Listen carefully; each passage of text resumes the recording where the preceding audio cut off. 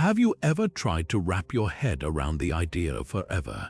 I mean truly forever, not just centuries or millennia, but time on a scale so vast it defies human comprehension.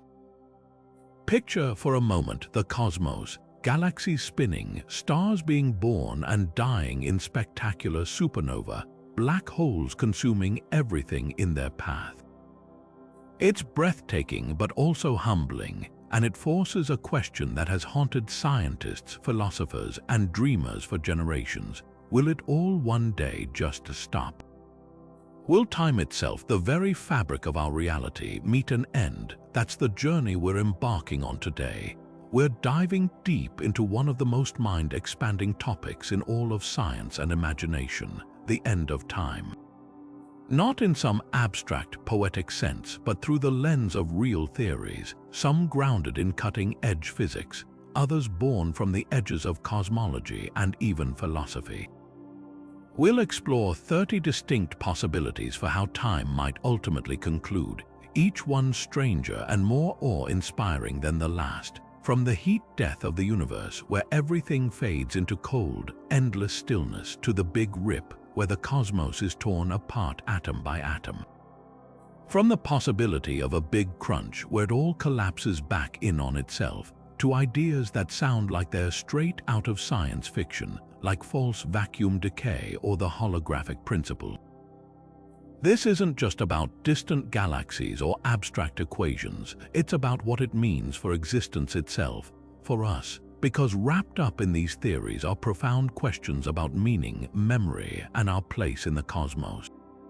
Whether you're fascinated by astronomy, love a good mystery, or simply find yourself lying awake at night wondering about the biggest questions there are, this exploration is for you. So settle in, open your mind, and let's begin this incredible journey through 30 theories about the end of time. Our first stop on this journey into the far, far future is perhaps the most widely accepted theory in modern cosmology, and in many ways the most chilling. It's known as the Big Freeze, or sometimes heat death. This isn't a dramatic, explosive finale, but rather a slow, quiet, and inexorable fade to black on a scale so vast it's almost impossible to truly grasp. To understand it, we need to look at the universe's current behavior. Right now, every observation we make tells us the cosmos isn't just expanding. This expansion is actually accelerating, driven by a mysterious force we call dark energy. Think of it like dots on the surface of an inflating balloon, each galaxy drifting further and further apart from all the others. Now imagine that process continuing, not for billions of years, but for trillions upon trillions of years. One by one, the stars will exhaust their nuclear fuel. The massive, brilliant blue giants will be the first to go, exploding in violent supernova. Later, even the long-lived red dwarfs, stars so frugal they could shine for 10 trillion years, will finally sputter and die. Eventually, no new stars will be born. The raw material for star formation, the great clouds of gas and dust, will have been used up or scattered so far apart by the expansion that they can never coalesce again. The galaxies, once vibrant cities of light, will become graveyards of dead stars, cold white dwarfs, neutron stars, and the frozen remnants of planetary systems. But the story doesn't end there. Even these corpses won't last forever. Through a process predicted by Stephen Hawking, even black holes, the most formidable structures in the universe, will eventually evaporate. They slowly leak radiation, losing mass over incomprehensible timeframes until they too vanish in a final, faint puff of particles. What's left is a universe that is utterly dark, impossibly cold, and almost completely empty.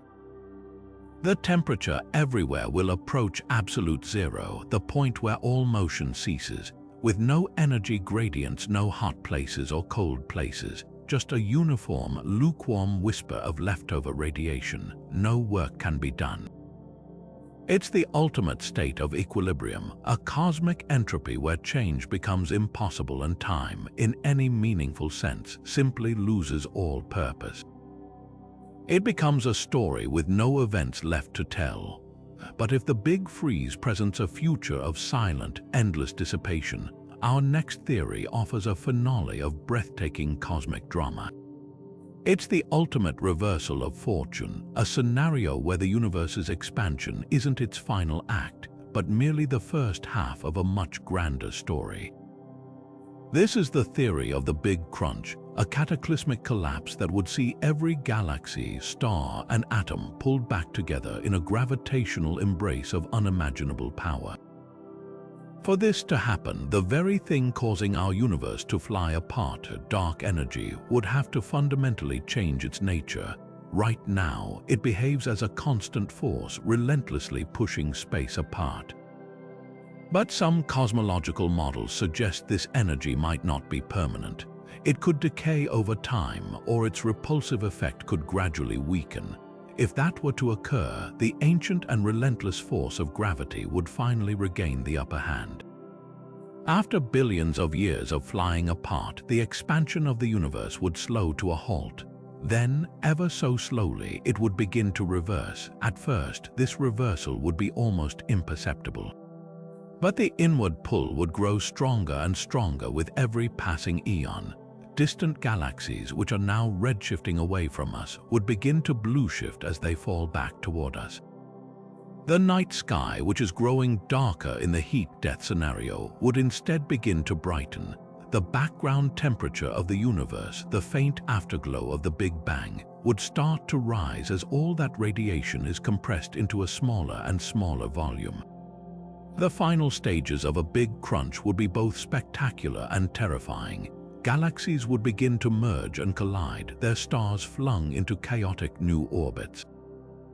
The universe would heat up, eventually becoming far hotter than the interior of any star.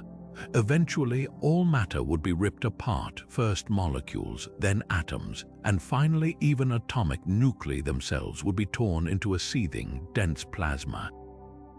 Space and time, the very fabric of reality, would become increasingly distorted as everything is pulled toward a single point, a singularity of infinite density, not unlike the one from which our universe was born in the first place. And this is where the theory offers its most profound and poetic possibility.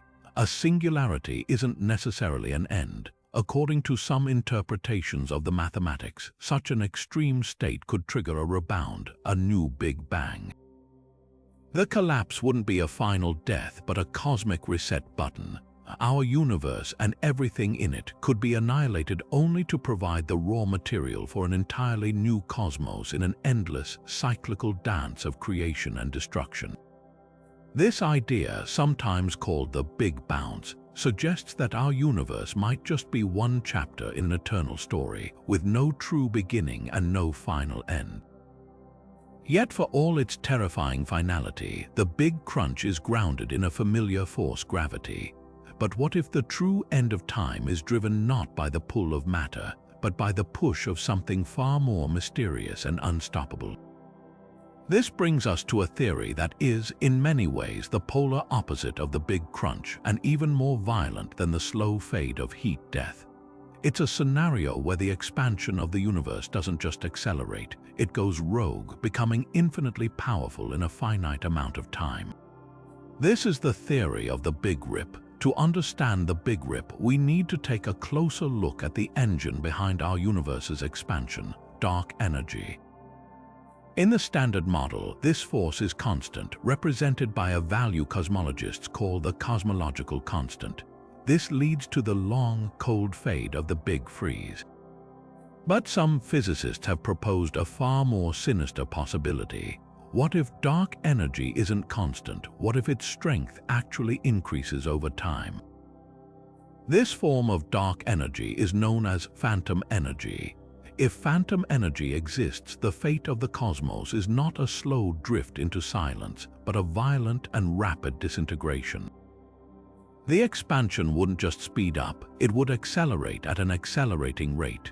The force pushing space apart would grow stronger and stronger, eventually overcoming every single force that holds the universe together, from the mightiest to the most intimate. The end would come not in trillions of years, but in a cosmologically brief window roughly 22 billion years from now. For context, that's less than the current age of the universe multiplied by 2.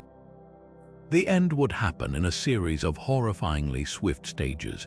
First, the phantom energy's grip would become so powerful that it would overcome the gravitational glue holding entire clusters of galaxies together.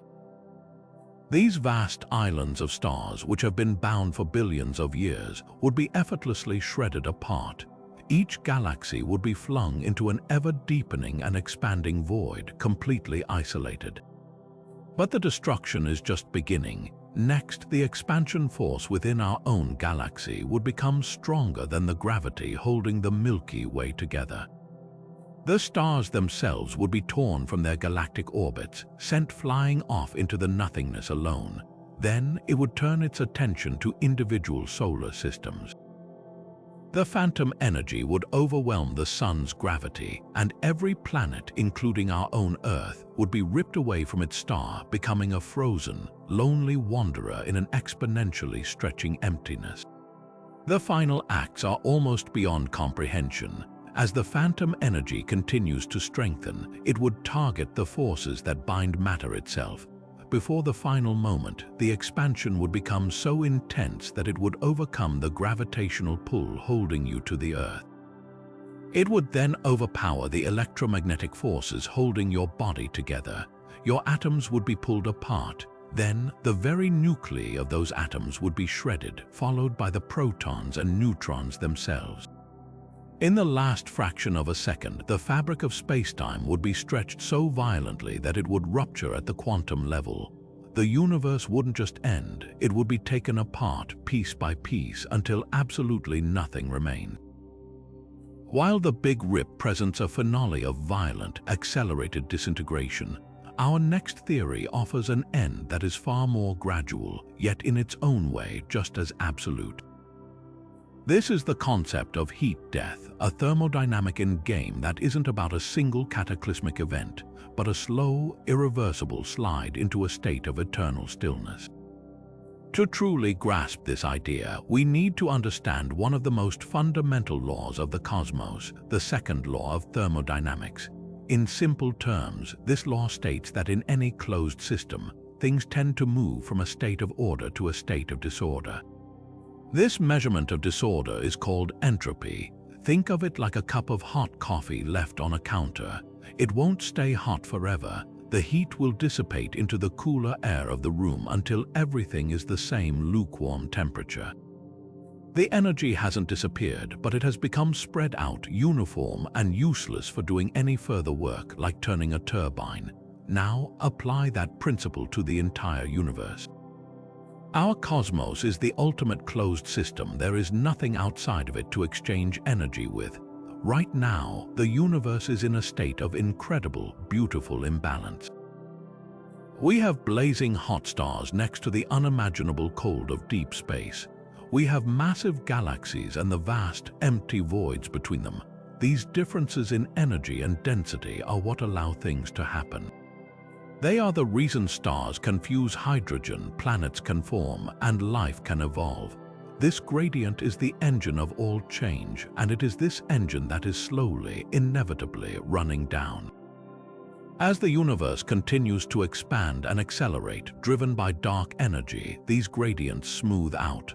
All the usable energy, the pockets of heat and light and potential, becomes increasingly diluted across an ever-growing volume of space.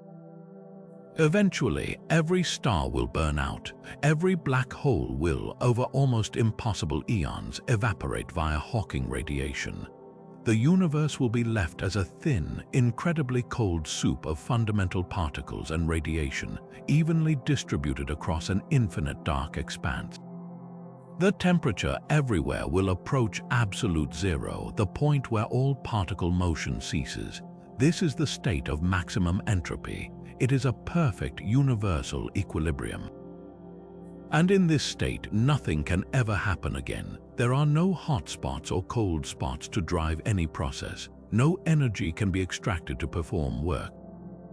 It is the ultimate cosmic stagnation, and this is where the concept of time itself faces its most profound challenge. Time, as we experience it, is intrinsically linked to change. We measure it by events: the ticking of a clock, the orbit of a planet, the beating of a heart, the arrow of time. The reason we remember the past and not the future is fundamentally tied to this increase in entropy, this movement from order to disorder. But in a universe that has reached maximum entropy, there is no more change. There is no before or after, because every moment is identical to the last for eternity. With no events to mark its passage, time loses all meaning. It becomes a dimension without direction or purpose, an abstract concept with no physical manifestation. The universe wouldn't end in fire or ice, but in a silence so deep and a stillness so complete that the very idea of an end becomes meaningless. It would simply be forever unchanged, in a state that we, with our minds wired for events and progression, could never truly comprehend. But if the gradual fade of heat death or the explosive violence of the Big Rip seem like distant, almost abstract concerns, our next theory introduces a threat that is both immediate and utterly terrifying in its finality. This is the scenario known as vacuum decay, a concept born from the cutting edge of quantum field theory that suggests our entire reality might be fundamentally unstable, balanced precariously on a knife's edge. To understand it, we need to think about the universe not as a collection of stars and galaxies, but as a field of energy. According to our best models, what we perceive as empty space isn't truly empty at all. It's filled with a seething, roiling background energy known as the Higgs field.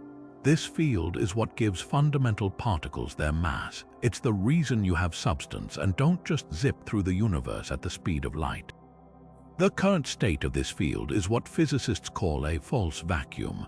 Imagine a valley surrounded by towering mountains. Our universe is like a ball resting in that valley. It seems stable and secure, but according to the math, there might be a much deeper valley, a state of far lower energy somewhere beyond those mountains. This would be the true vacuum. The problem is, our valley isn't the lowest possible point. It's a state of metastability. It's stable for now, but it's not the most stable state it could possibly be. The nightmare scenario of vacuum decay begins with a single, random quantum event. Somewhere in the vastness of space, a tiny bubble of this true vacuum could spontaneously form. This wouldn't be a physical explosion in the conventional sense, but a fundamental phase transition in the very fabric of reality, not unlike the way supercooled water instantly flash freezes when disturbed. The laws of physics inside this bubble would be completely different. The constants we take for granted, the strength of gravity, the speed of light, the mass of an electron, could be altered beyond recognition. Most critically, the Higgs field inside this bubble would be in its true, lowest energy state. And because nature always seeks the lowest energy state, this bubble would expand in every direction at nearly the speed of light. There would be no warning. One moment, the universe is as it always was. The next, an invisible wall of annihilation is upon you. As the bubble expands, it doesn't crush or burn what's in its path. Instead, it rewrites it. The very rules of existence change. Atoms could simply cease to hold their structure, their constituent particles dissolving into a new, alien form of matter. The forces that govern chemistry and biology would be erased. The concept of life as we know it would become physically impossible. The bubble would expand relentlessly, consuming solar systems, galaxies, and entire galaxy clusters, leaving behind a universe operating under a completely new and likely sterile set of physical laws.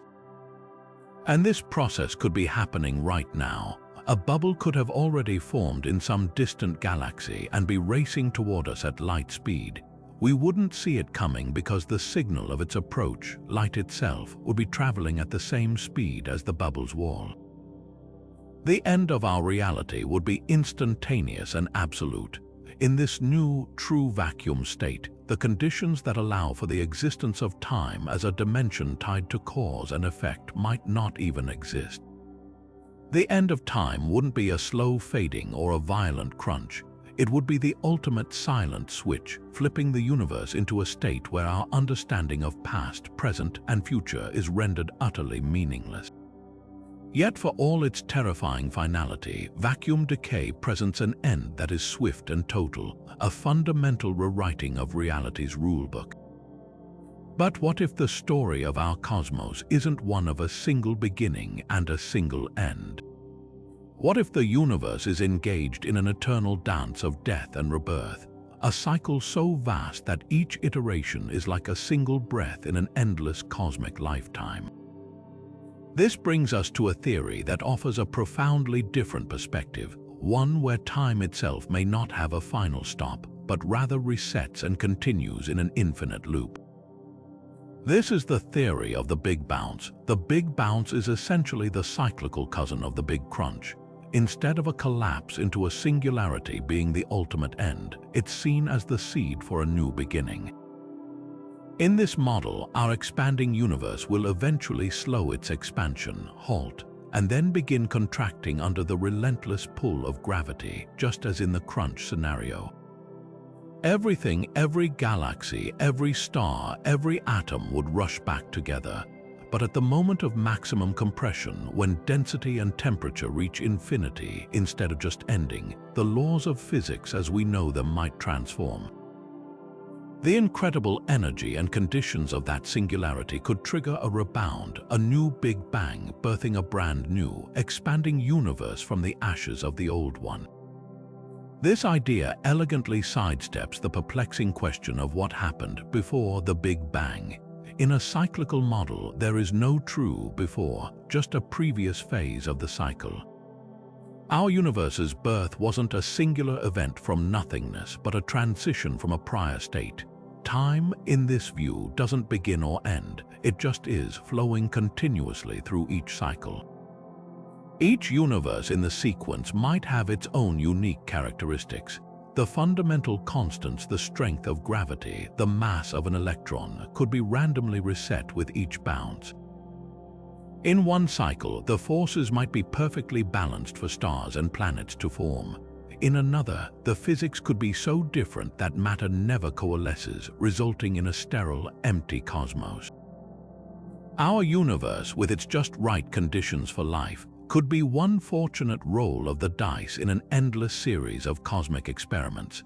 This concept is supported by some interpretations of loop quantum gravity, a theory that attempts to merge quantum mechanics with general relativity. It suggests that at very high densities, gravity becomes repulsive, preventing a true singularity and providing a natural bounce mechanism. While still speculative, the Big Bounce offers a vision of eternity that is both awe-inspiring and humbling. It means that all we see, all we are, might have existed countless times before and could exist countless times again, each iteration similar but never quite the same, in a cycle of cosmic death and renewal that truly has no end. Yet if the Big Bounce offers a vision of cyclical renewal on a grand, universal scale, our next theory expands the canvas of reality to an almost unimaginable degree, suggesting that our entire cosmos might be just one tiny bubble in a forever foaming sea of creation. This is the mind-bending concept of eternal inflation, a multiverse model where the end of time isn't a single event for everything, but a local phenomenon happening in countless different ways across an infinite fractal landscape. To understand eternal inflation, we need to rewind to the very first moments after the Big Bang.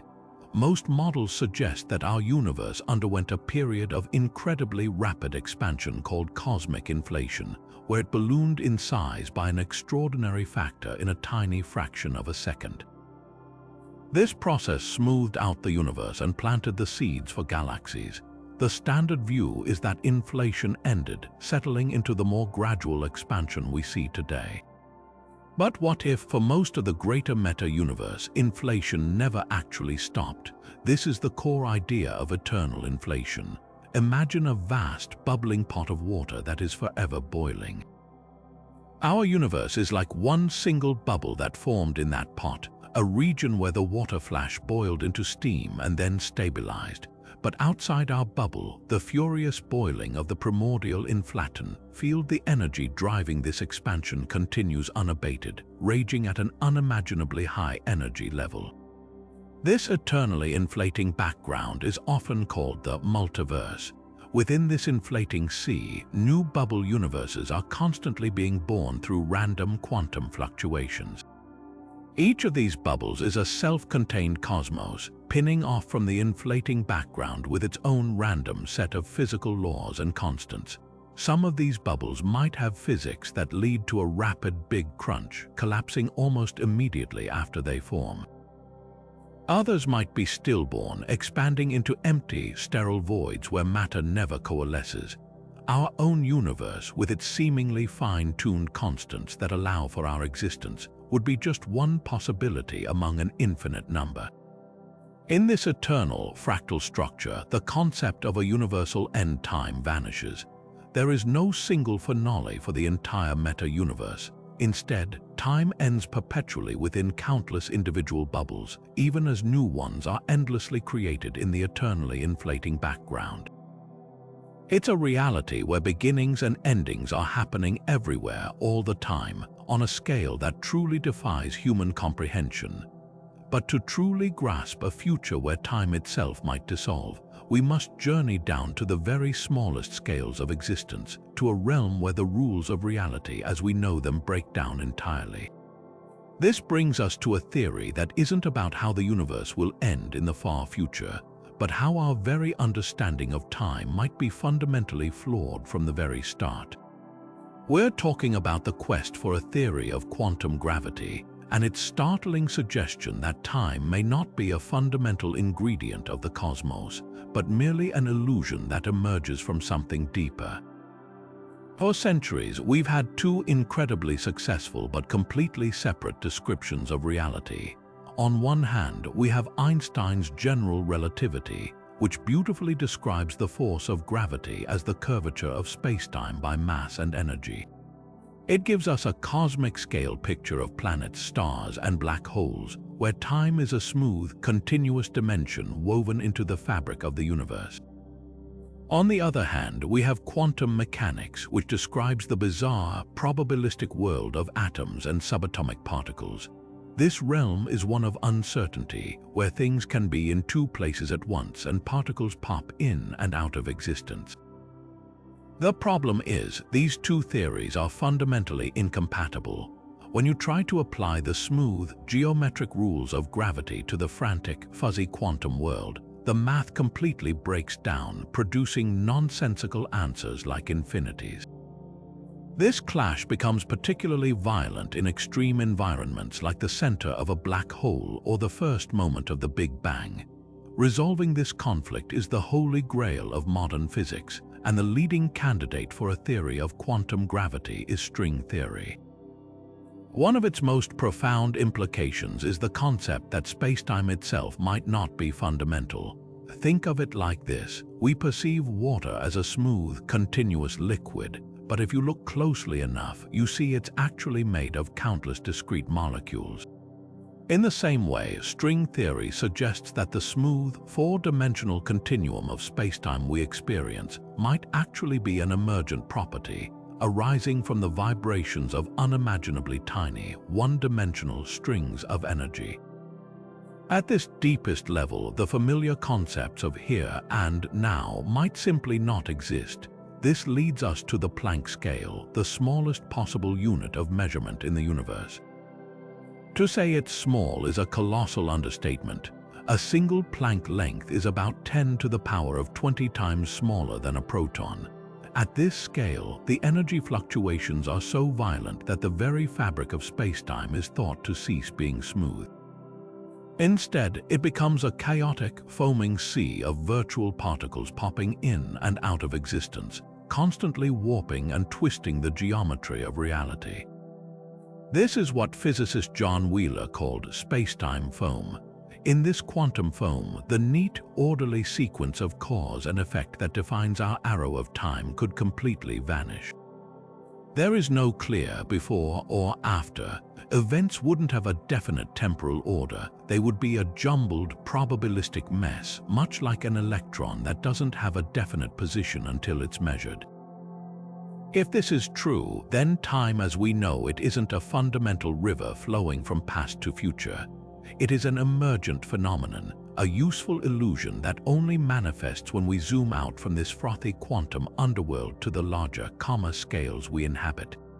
It's a collective property, like the temperature of a gas that emerges from the average motion of its molecules, even though no single molecule has a temperature. So, what would the end of time look like in this framework? It wouldn't be an event that happens to the universe. Instead, it would be a fundamental revelation about its true nature. A complete theory of quantum gravity wouldn't predict time's destruction in the future, but would show us that it was never truly there in the first place, except as a convenient story we tell ourselves to make sense of the world. The ultimate end of time, then, might simply be the moment we finally understand that it was never real to begin with. This concept of time as an emergent illusion takes us to perhaps one of the most radical and counterintuitive ideas in all of theoretical physics, the holographic principle. It proposes that our entire experience of reality, from the stars in the sky to the very flow of time itself, might be nothing more than an incredibly complex and detailed projection, a cosmic mirage. To grasp this, try a simple thought experiment. Consider a hologram like the one you might find on a credit card. It's a flat, two-dimensional surface, but when you shine a light on it, it produces a stunning three-dimensional image that seems to have depth and volume. The holographic principle suggests our universe operates in a strikingly similar way. The three spatial dimensions we move through, plus the dimension of time, everything we perceive, might actually be encoded on a distant, two-dimensional boundary that surrounds us like the surface of a giant bubble. The origins of this astonishing idea come from an unlikely place, the study of black holes. In the 1970s, physicists Jacob Bekenstein and Stephen Hawking made a startling discovery. They found that a black hole's entropy, a measure of its information content, is not proportional to its volume, as you might expect for a three-dimensional object. Instead, it's proportional to the surface area of its event horizon, its two-dimensional boundary. This implied that all the information about everything that ever fell into the black hole wasn't lost inside its mysterious interior, but was somehow smeared and stored on its surface. This led to the profound realization that the information capacity of any region of space is defined not by how much you can stuff inside it, but by the area of its surface. Our reality, in essence, might have a resolution limit, much like a digital image on a screen. Now, extend this concept to the entire cosmos. The holographic principle posits that our universe could be a vast holographic projection. The true, fundamental description of reality exists on a remote two-dimensional surface at the very edge of the observable universe, often called the cosmological horizon. Every particle, every force, every event that happens within our three-dimensional world, including the passage of time, is just a translation of complex information processing happening on that flat surface. Time, in this view, isn't a fundamental river flowing from past to future. It emerges from the way information is organized and processed on that boundary, much like the changing frames of a movie create the illusion of motion. So what would the end of time look like in such a universe? It wouldn't be a physical event like a crunch or a freeze. The end of time would occur if the holographic projection itself were to somehow break down or become corrupted. Imagine a cosmic projector running out of power, or its source code becoming so degraded it can no longer maintain a coherent simulation. The smooth, consistent translation of information from the 2D boundary into our 4D experience could begin to glitch and falter. The reliable sequence of cause and effect that defines our arrow of time could start to stutter. you might witness events unfolding out of order or the constants of nature beginning to flicker unpredictably. Eventually, the projection could simply cease, and the illusion of a temporal, three-dimensional universe would dissolve, leaving behind only the silent, timeless, two-dimensional surface containing the frozen, final record of everything that ever was. In this theory, the end isn't about destruction, but about the ultimate cessation of a grand performance, the final curtain call on a reality that was never quite what it seemed. This idea that time might be a construct not of the cosmos itself but of the minds that observe it, leads us to one of the most philosophically profound theories on our list. It's a concept that shifts the focus from the outer mechanics of the universe to the inner workings of perception, suggesting that the flow of time is inextricably linked to consciousness itself. This is the theory of cosmic consciousness, a proposition that time, as we experience it, might not exist independently of a mind to perceive its passage.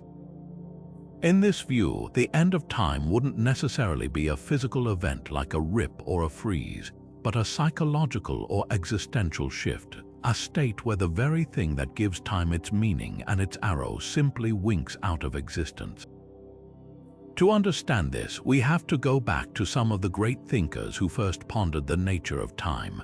Saint Augustine, in the 4th century, wrestled with this puzzle, famously concluding that time is fundamentally a property of the mind, a way for the soul to measure change.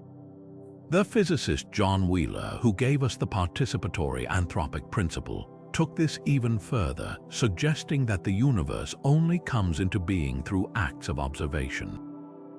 But the most direct challenge to the independent reality of time comes from the strange world of quantum mechanics. In the classic double-slit experiment, a particle seems to behave as a spread-out wave of possibilities until it is measured or observed. At that moment, its wave function collapses and it chooses a single, definite state. This has led some interpretations, like the Copenhagen interpretation, to posit that an observer is crucial for defining reality. Extend this to time, and you arrive at a startling possibility. Without a conscious observer to collapse these wave functions moment by moment, the universe might not have a definite past, present, or future. It would simply exist as a blur of all possibilities at once, a static block where the concept of temporal flow is utterly meaningless. Now, let's project this idea into the far, far future. We've discussed how the universe might eventually become a cold, empty void in the heat-death scenario. In that vast, dark eternity, all stars will have long since burned out. All black holes will have evaporated. The universe will be a thin, incredibly cold soup of particles and radiation, evenly distributed across an infinite expanse. In this state of maximum entropy, there will be no energy gradients, no hot or cold spots, and therefore no processes that can drive change. But here's the crucial question from the perspective of cosmic consciousness. Could there be any observers left? Any form of life, no matter how advanced, is a process that requires energy to function, to think, to be aware. In this ultimate equilibrium, no work can be done, and no complex structures, including conscious minds, can possibly exist.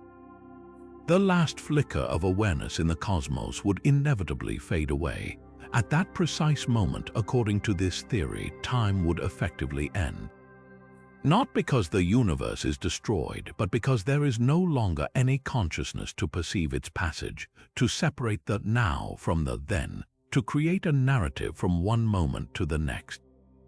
The universe would continue to exist in a physical sense, but it would be a reality without history or future, a frozen, timeless state where the difference between a second and a trillion years is completely irrelevant. It becomes a static photograph rather than a moving picture. This suggests a profound and somewhat unsettling interdependence between the inner world of our minds and the outer fabric of reality.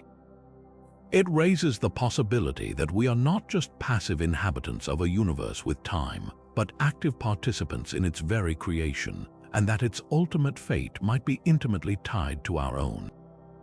Yet if the idea of consciousness shaping time bends our perception of reality, our next theory takes this concept to its absolute, universe-altering extreme. It proposes that the cosmos is not just observed by consciousness, but is actively being driven toward a specific, final state of infinite awareness and knowledge, a state that some have equated with a form of divinity. This is the highly controversial and fascinating omega point theory, first proposed by the physicist and cosmologist Frank Tipler. Tipler's theory is a bold attempt to merge the hard physics of cosmology with the deep questions of theology and philosophy. It starts with a very specific prediction about the far future. Unlike the standard heat-death scenario, Tipler argued that the universe must be closed, that is, it must eventually stop expanding and collapse back in on itself in a big crunch. He believed this was necessary because only in a collapsing universe could the total amount of information processing, the total computational power, continue to increase without limit right up to the final moment. In an expanding universe like our own, which seems headed for a cold, empty fate, the ability to perform computations would eventually fade away as energy sources are depleted. But in a collapsing cosmos, the energy and temperature would rise as everything is compressed, providing an ever-increasing power supply. Now, here is where the theory takes its extraordinary leap. Tipler suggested that as the universe contracts, any surviving intelligent life, or more likely, incredibly advanced post-biological intelligences, would be forced to adapt. To avoid being annihilated by the rising heat and crushing gravity, they would need to transfer their consciousness into an informational form, essentially becoming a vast, distributed computer system. And as the collapse accelerates, this cosmic civilization would engage in a desperate and incredible race against the clock. Their ultimate goal would be to perform an infinite number of computations before the universe reaches the final singularity. They would use the escalating energy of the collapse to power this project, constantly refining their technology and spreading their computational network to harness every last bit of available energy. The final moments of the universe, in this view, would not be a chaotic crush of destruction, but a controlled, focused, and transcendent process. This collective consciousness would expand to encompass and process all the information that ever existed, every thought, every event, every particle's path throughout all of cosmic history.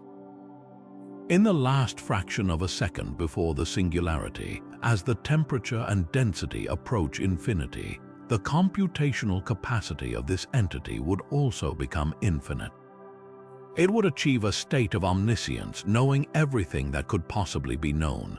Time, from its perspective, would effectively become infinite as well, because an infinite number of thoughts and experiences could be processed in that finite but ever-slowing, subjective time before the end.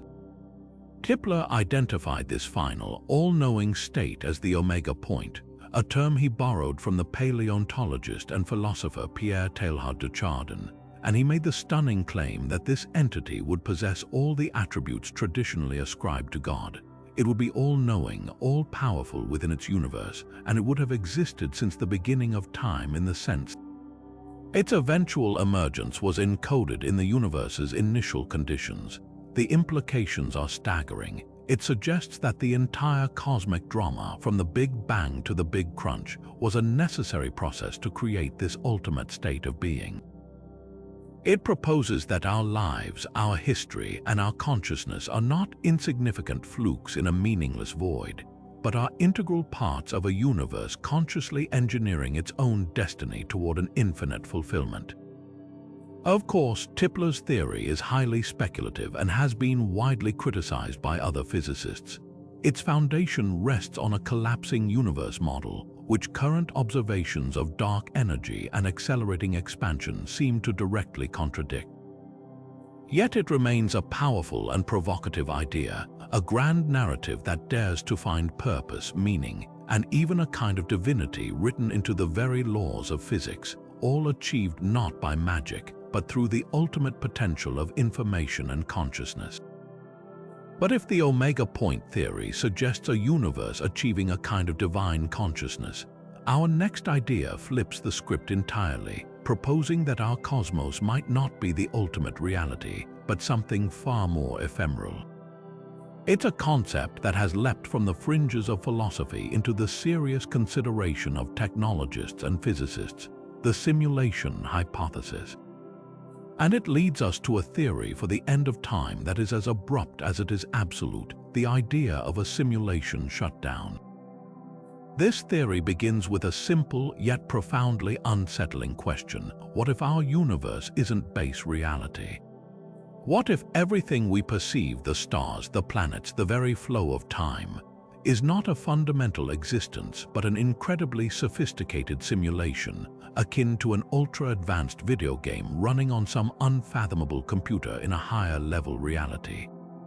The argument, popularized by figures like philosopher Nick Bostrom, rests on a few core assumptions. First, that it is theoretically possible for a civilization to achieve such immense computing power that it could simulate entire universes, complete with conscious beings inside them.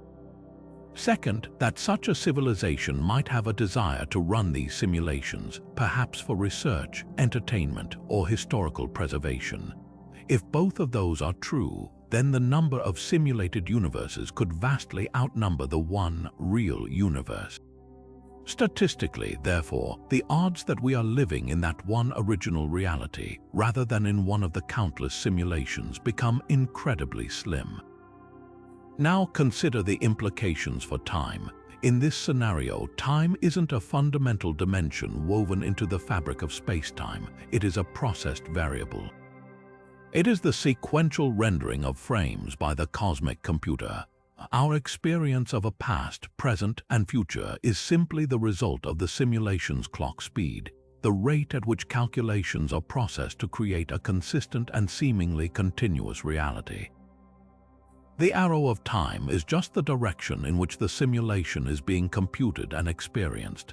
This leads to a chillingly simple endgame. Time would end for us if the simulation were simply stopped. The beings running it, the programmers, could decide to pull the plug. Perhaps the experiment has concluded, or the resources are needed for another project, or it's just time to turn off the machine for the night. Alternatively, the hardware itself could fail. Even a civilization with God-like technology might not be immune to a catastrophic systems error, a power failure, or cosmic wear and tear in their own base reality. The end in this case would be instantaneous and total. There would be no warning, no slow fade to black. One moment, reality would be exactly as it has always been. The next, it would simply cease to be, not in a physical sense with galaxies crumbling or atoms flying apart, but in a metaphysical one. The processing would halt. The data would be deleted, the illusion would stop. Our entire history, from the Big Bang to this very second, would be no more than a terminated program, a closed file. It's an end that renders all other cosmic finales, the Big Freeze, the Big Rip, even vacuum decay, completely moot, because they all presume that our universe is the primary, independent reality. In the simulation hypothesis, it's all just code, and time ends not with a bang, but with a silent, final keystroke from a realm entirely beyond our own. Yet, even as we contemplate the profound and almost mystical idea of a simulated existence, our journey through the far future of time brings us to a concept that feels pulled from the pages of the most imaginative science fiction, yet one that is grounded in the cutting edge of quantum physics. To grasp this, we first need to understand a strange new phase of matter that defies our most fundamental expectations. We are all familiar with the phases of matter: solid, liquid, gas. These states are defined by how their atoms are arranged in space. A crystal, like a diamond, is a perfect example of a solid with atoms arranged in a repeating, rigid pattern in space. It's in a state of broken symmetry. While the laws of physics are the same in every direction, the crystal itself picks one specific pattern to follow. But what if matter could crystallize not just in space, but in time? This is the breathtakingly bizarre premise of a time crystal. proposed by the Nobel laureate Frank Wilczek, a time crystal is a theoretical structure whose atoms are in constant, perpetual motion even in their ground state, their lowest possible energy level. They don't require any energy input to maintain this motion. It's a fundamental part of their existence. Imagine a clock that ticks forever without ever being wound, or a ring of atoms that rotates continuously without any friction or energy loss. This happens through a phenomenon called temporal symmetry breaking. Just as a spatial crystal breaks the symmetry of space by choosing a specific arrangement, a time crystal breaks the symmetry of time by choosing a specific rhythm, a periodic motion that repeats at a set interval forever. Now, let's project this idea across the almost endless eons of a universe headed for heat death. In that ultimate cold, dark, and empty future, the conventional understanding is that all motion ceases. But some physicists speculate that under those extreme conditions, the universe itself might undergo a ultimate phase transition, forming a macroscopic time crystal. The entire cosmos, or vast regions of it, could settle into this lowest energy state where the only remaining motion is a faint, eternal, and unchanging oscillation, a cosmic heartbeat in the void. In this state, time wouldn't flow in the way we understand it. It would simply pulse in a perfect, endless, and predictable loop. The arrow of time, the progression from past to future, would be replaced by a cyclical ticking with no direction and no change. This leads us to the terrifying possibility of a time crystal collapse. What if this cosmic clockwork isn't perfectly stable? All complex systems are susceptible to perturbations, and a time crystal, despite its theoretical perpetuity, might have a fatal flaw. A random quantum fluctuation in the deep, deep future could potentially disrupt its delicate, synchronized rhythm. Think of it like a superfluid suddenly developing friction, or a perfectly balanced gyroscope being struck just wrong. If this stability were to fail, the results could be catastrophic for the fabric of reality itself. The collapse of a time crystal of that scale wouldn't release energy in an explosion. Instead, it could cause a fundamental rupture in the dimension of time. One scenario is that the collapse could cause time to shatter into isolated, frozen domains. Instead of a smooth, continuous flow, the cosmos would become a patchwork of moments, each region locked into a specific, static instant, like a broken watch face with its hands frozen at different times. There would be no connection, no causality, and no passage between these domains. Another, even stranger possibility is that the collapse could twist time into a closed time-like curve, a stable, microscopic loop where the end connects directly back to the beginning. Within this loop, the same instant would repeat for eternity, a single moment trapped in an inescapable prison of its own making, completely severed from any larger timeline. In either case, the collapse of a cosmic time crystal wouldn't just be an end to events. It would be a corruption of the very stage on which events are meant to unfold, leaving a universe where time is no longer a river, but a broken mosaic of frozen fragments and meaningless repeating echoes. But if the idea of a cosmic computer shutting down feels unnervingly arbitrary, our next theory presents a finale that is written directly into the mathematics of our universe's expansion, a countdown clock that may already be ticking. We've discussed the Big Rip, a terrifying scenario where dark energy grows in strength and tears the cosmos apart. But what if the reality is even more extreme? What if the force driving our universe apart isn't just constant or even gradually strengthening, but is governed by a parameter that pushes its behavior into a truly monstrous regime?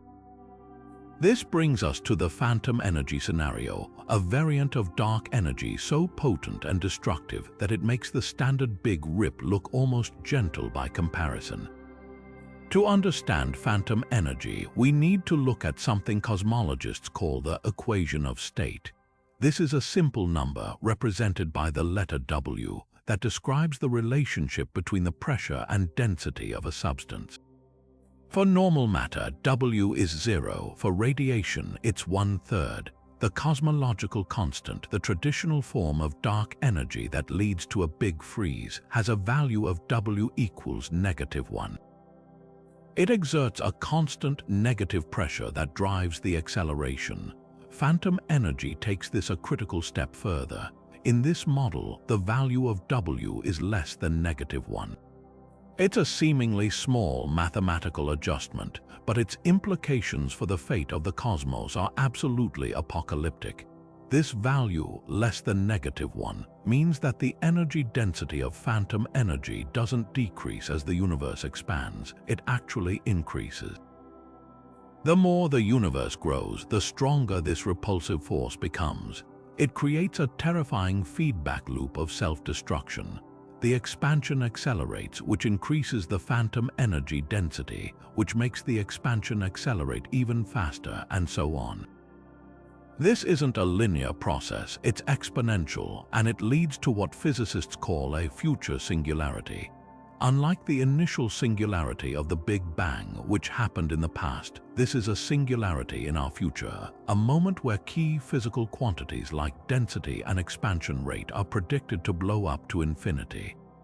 The most chilling aspect of the phantom energy scenario is its potential timeline. Because the process is so violently rapid, the end could come not in trillions of years, but in a finite and potentially calculable time from now. Using our current best measurements of the Hubble constant and the density of dark energy, some models suggest that if W is even slightly less than -1, say, -1.1, the entire universe could be ripped to shreds in roughly 20 to 50 billion years. That may sound like a long time, but on a cosmological scale, it's shockingly soon. Our sun won't even have reached the end of its life cycle yet. This isn't a far future abstraction. It's a potential expiration date for all of reality that lies within the foreseeable lifespan of many stars that exist today. The mechanics of the end would be gruesomely detailed. The rip would happen in a precise sequence from the largest structures down to the very fabric of spacetime. First, galactic clusters would be unbound. Then, individual galaxies like our Milky Way would be torn asunder, their stars scattered into the accelerating void. Solar systems would be ripped apart next, planets flung from their dying suns. Then, the phantom energy would target the planets and stars themselves, overcoming the gravitational forces holding them together and shredding them into asteroids and gas. The final moments are where the scenario earns its name. The ever-increasing force would overcome the electromagnetic forces holding atoms together, then the strong nuclear forces holding atomic nuclei intact. Protons and neutrons would be dissociated into quarks. Finally, in the last unimaginable fraction of a second, the expansion rate would become infinite. Spacetime itself would be torn apart at the seams, dissolving the very stage upon which the universe plays out. It would be a definitive end not just to matter, but to the dimensions of space and time, leaving behind a literal nothingness where physics, as we know it, ceases to have any meaning at all. Yet if the idea of phantom energy tearing apart the fabric of spacetime feels like a definitive and violent finale, our next theory presents an end that is far more subtle, insidious, and philosophically terrifying. It's a concept that doesn't destroy the universe, but instead erodes our ability to trust our most fundamental experience of it, our own memories, our consciousness, and the very reality of the past. This is the deeply unsettling Boltzmann brain paradox, a thought experiment that emerges from the cold, eternal emptiness of the far future and challenges everything we think we know about time and existence. To understand this paradox, we need to return to the grim fate of the heat-death universe, that ultimate state of maximum entropy where the cosmos is a vast, dark, and nearly uniform void. In this eternal equilibrium, the universe is almost perfectly uniform, but according to quantum mechanics, it can never be completely, perfectly still. Even in a vacuum, there are tiny, random fluctuations in energy. Particles and antiparticles spontaneously pop into existence out of nothingness, only to annihilate each other an instant later. These are called quantum fluctuations, and they are a proven feature of our reality. Now, in a universe that exists for an literally infinite amount of time, the incredibly improbable is not just possible, it becomes inevitable. Given enough time, a quantum fluctuation could spontaneously assemble anything. It could reassemble the entire Milky Way galaxy exactly as it is right now. The odds of this happening are so astronomically low that the number of zeros in the probability would stretch across the observable universe, but in an eternity, even that number is insignificant. This is where the paradox gets its name from Ludwig Boltzmann, a 19th century physicist who helped develop statistical mechanics. He pondered how our seemingly ordered universe could have arisen from a random fluctuation in a higher entropy state. The Boltzmann brain paradox takes this idea to its most extreme and personal conclusion. In the endless eons of a heat-dead universe, it is vastly more probable for a single, self-aware brain to spontaneously form out of the void, complete with all the memories and sensory impressions of a full life, than it is for an entire ordered universe to evolve naturally. Think about that for a moment. It is statistically more likely that a fully formed human brain, with your exact memories and feelings, will just suddenly appear in the empty darkness, believing itself to be a person living in a rich, structured world, than it is for that entire world to have actually existed in the first place. This brain would have a complete but entirely false history. It would have the memory of eating breakfast this morning, of watching this video, of a childhood, of everything that makes you you. But all of those experiences would be nothing more than a fantastically detailed and coherent hallucination, a narrative generated by a random clump of particles that came together for just a fleeting moment before dissolving back into the chaos. The philosophical implications are staggering. If this is true, how can you be certain that you are not a Boltzmann brain, having just popped into existence this very second with all your memories pre-installed? There is no experiment you could ever perform to prove you are not, because any evidence you examine, the device you're watching this on, the room around you, could also be part of the illusion. This thought experiment suggests that in a truly eternal universe, the past becomes an unreliable concept. Time loses its narrative cohesion because any apparent history could be nothing more than a random, momentary configuration of matter. Therefore, the ultimate end of time in this scenario isn't a physical event, but an epistemological one, a crisis of knowledge. As the universe approaches its final, eternal state of maximum entropy, the number of these random, self-aware fluctuations would eventually outnumber the brains that evolved naturally in an ordered cosmos. The dominant form of consciousness in the universe would not be one that genuinely experienced a timeline, but one that merely hallucinates it. In this sense, time, as a record of genuine causality and experience, would become meaningless.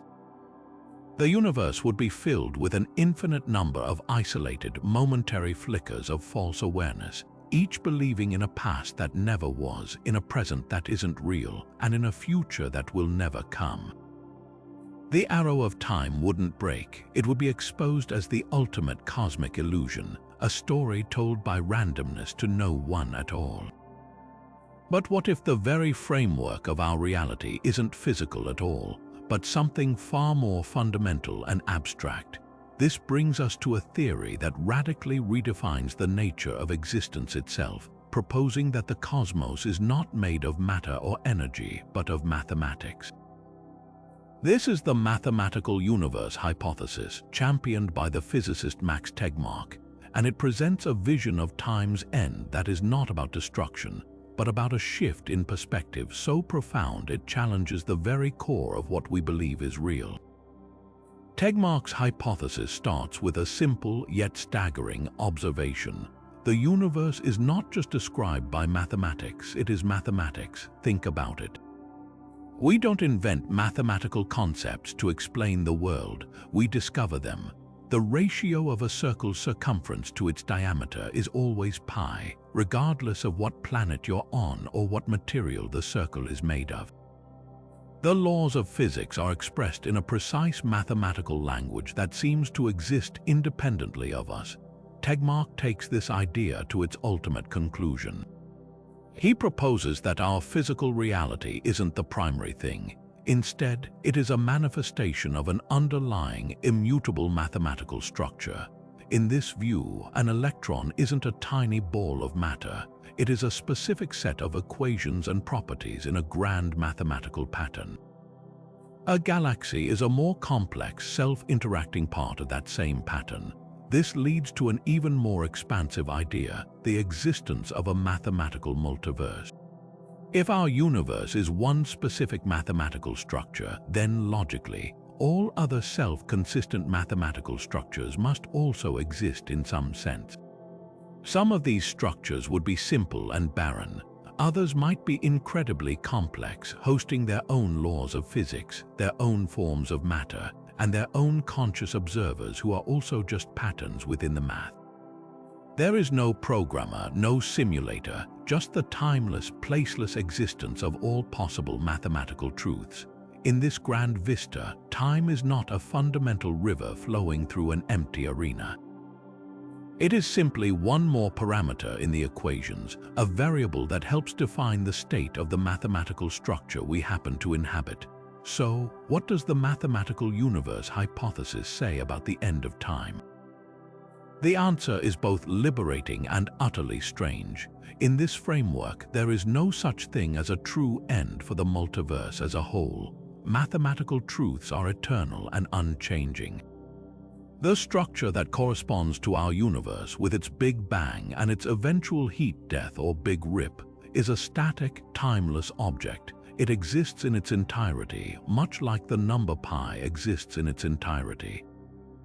We perceive a flow of time because we are like characters moving through a novel, experiencing the story page by page, but the entire book from the first word to the last already exists.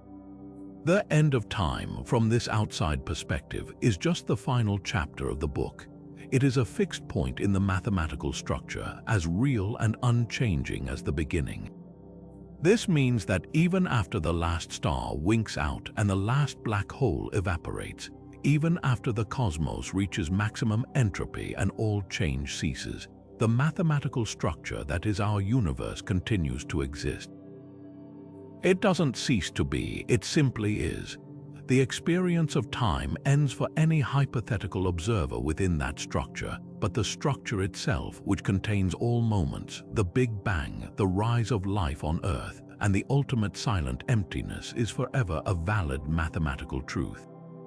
Time's arrow doesn't break. It was never really flying in the first place. Our entire history, from beginning to end, is an eternal, frozen tapestry, and our vivid experience of a flowing present is simply our particular vantage point from within that immense and beautiful equation. But if the strange stability of a time crystal or the abstract perfection of a mathematical multiverse feels distant, our next theory brings the threat of cosmic destruction down to a surprisingly tangible, yet still hypothetical, scale. We're moving from the quantum foam to the grand cosmic web to hunt for flaws in the very fabric of spacetime itself. These are not mere wrinkles or curves, but actual cracks, one-dimensional scars left over from the universe's violent birth. This is the theory of a cosmic string catastrophe, a scenario where the infrastructure of reality itself could turn against it, unraveling everything in a chain reaction of spacetime tears. To understand cosmic strings, we need to travel back to the first fleeting moments after the Big Bang. As the newborn universe expanded and cooled, it underwent a series of profound phase transitions, not unlike water freezing into ice. During these transitions, the fundamental forces that govern reality, the electromagnetic force, the strong and weak nuclear forces, separated out from a single, unified superforce. Most of the time, this process happens smoothly across the entire cosmos, but theorists like Tom Kibble propose that it might not have been perfect. Tiny defects could have been frozen into place as the universe cooled, much like cracks and fissures can form in ice as it freezes. Cosmic strings are one such possible defect. Imagine them as incredibly thin, unimaginably dense filaments of pure energy, thinner than a proton but with the mass of a mountain range crammed into every inch of their length. They are not made of matter, they are literal flaws in the geometry of spacetime, under immense tension and stretching across the entire observable universe. For the most part, these strings, if they exist, would be harmless cosmic curiosities. Their immense gravity would subtly bend light from distant galaxies, and astronomers have actually looked for these telltale distortions. But the danger lies in how these strings might interact with each other. As the universe expands, a network of these strings would form, creating a chaotic web that vibrates and oscillates. Occasionally, two strings could cross or a loop of string could pinch off. When this happens, the mathematics suggest something terrifying could occur. The incredible tension and energy concentrated in these one-dimensional defects could be released not in an explosion, but in something far more fundamental, a tear in the fabric of spacetime itself. This wouldn't be a black hole, which is a severe warping of spacetime. This would be a true rupture, a place where the smooth, continuous geometry of the universe simply stops. Physicists call this a naked singularity, a point where the laws of physics break down completely, but without an event horizon to hide it from the rest of the universe. If such a tear were to form, its effects would be immediate and catastrophic on a local scale. The very rules that govern cause and effect could cease to apply in its vicinity. The tear could begin to expand, feeding on the structure of spacetime around it, unzipping the universe along a seam of its own creation. The true catastrophe, however, would be if this process didn't remain localized. A single, growing spacetime tear could act as a nucleation point for a more universal collapse. It could trigger a cascade of new ruptures, a chain reaction of reality unraveling that could spread out at the speed of light. From our perspective, there would be no warning. One moment, the universe is as it always was. The next, an invisible wall of non-reality is upon us. As it passes, the concepts of here and now would simply cease to have meaning.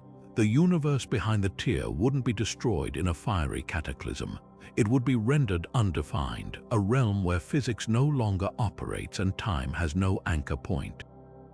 In this scenario, time ends not with a fading pulse or a grand collapse, but with the silent, swift, and absolute dissolution of the stage upon which it is meant to play out. These cosmic strings, these potential fractures in reality's foundation, present a threat that is both immense and eerily tangible. But what if the ultimate end of time isn't written in the stars or in the flaws of space-time, but within the very act of observation itself? This brings us to a theory that places consciousness not as a passive passenger in the cosmos, but as its fundamental architect, suggesting that without a mind to witness it, reality might simply cease to be definite. This is the deeply philosophical null universe scenario, an extreme interpretation of John Wheeler's participatory universe principle. To grasp this, we need to revisit one of the strangest and most fundamental experiments in all of physics, the double-slit experiment. In it, a single particle like an electron behaves as a spread-out wave of possibilities, seeming to pass through two slits at once and interfere with itself. But the moment a scientist places a detector to see which slit it goes through, this fuzzy cloud of potential collapses, the electron makes a choice. It becomes a single, definite particle with a specific location. This act of measurement, of observation, seems to force the quantum world to make up its mind. For decades, physicists have wrestled with what exactly constitutes a measurement. Is it the physical detector? Is it the interaction with the environment? Or is it something more profound? John Wheeler, one of the 20th century's greatest physicists, proposed a radical answer with his participatory anthropic principle. He suggested that observers are necessary to bring the universe into definite existence. In his famous delayed choice thought experiment, he showed that an observer in the present could seemingly influence the path a particle took in the distant past. His startling conclusion was that we live in a participatory universe, where the act of observation is not separate from the system but is an integral part of creating reality. The universe does not exist independently in a definite state. It exists as a vast tapestry of potentials, of maybes, until an interaction, an observation collapses those possibilities into a single, concrete fact. Now push this idea to its logical and most extreme conclusion. If conscious observation is the mechanism that crystallizes potentiality into reality, then what happens if consciousness is completely removed from the cosmos? This is the heart of the null universe scenario. In the far, far future, after the last stars have died and the last black holes have evaporated, the universe will enter its final state of heat death. It will be a vast, cold, and empty void, a near-perfect equilibrium where no complex structures can exist. Crucially, this means no observers, no life forms, no advanced AI, not even any simple measuring devices that could perform the act of quantum decoherence. Every sentient being, every possible instrument, will have long since dissolved back into the swirling quantum foam. In this ultimate emptiness, the participatory mechanism grinds to a halt. With no one and nothing to observe, to measure, to interact, the universe loses its ability to define itself. The quantum wave functions that describe particles and fields, which were once constantly being collapsed into certainty, are left to simply evolve in their ghostly state of superposition. Reality would revert from a world of definite events back to a state of pure, undifferentiated potentiality. It would become a cosmos of could be rather than what is. In this state, the concept of time as a sequence of events becomes meaningless. An event requires a before and an after, a cause and an effect. But if nothing is definite, then there are no clear events to mark the passage of time. The arrow of time, which is tied to the increase of entropy and the unfolding of definite states, would simply vanish. The universe would not end in fire or ice, but in a silent retreat into a fog of unmanifested possibilities, a null state where the very idea of an ending is as undefined as everything else. But if the idea of a universe dissolving into a fog of potential feels abstract, our next theory presents a far more concrete and inevitable phase in the cosmic timeline, one where the architecture of the heavens is ruled by the most destructive and enigmatic objects in existence. We are entering the era of black hole dominance, a period so vast it makes the entire current age of stars feel like a brief, bright flash in an endless night. To set the stage, we must fast forward through the eons. Trillions of years from now, the lights will have gone out. Every star, from the brilliant blue giants to the frugal red dwarfs, will have exhausted their nuclear fuel.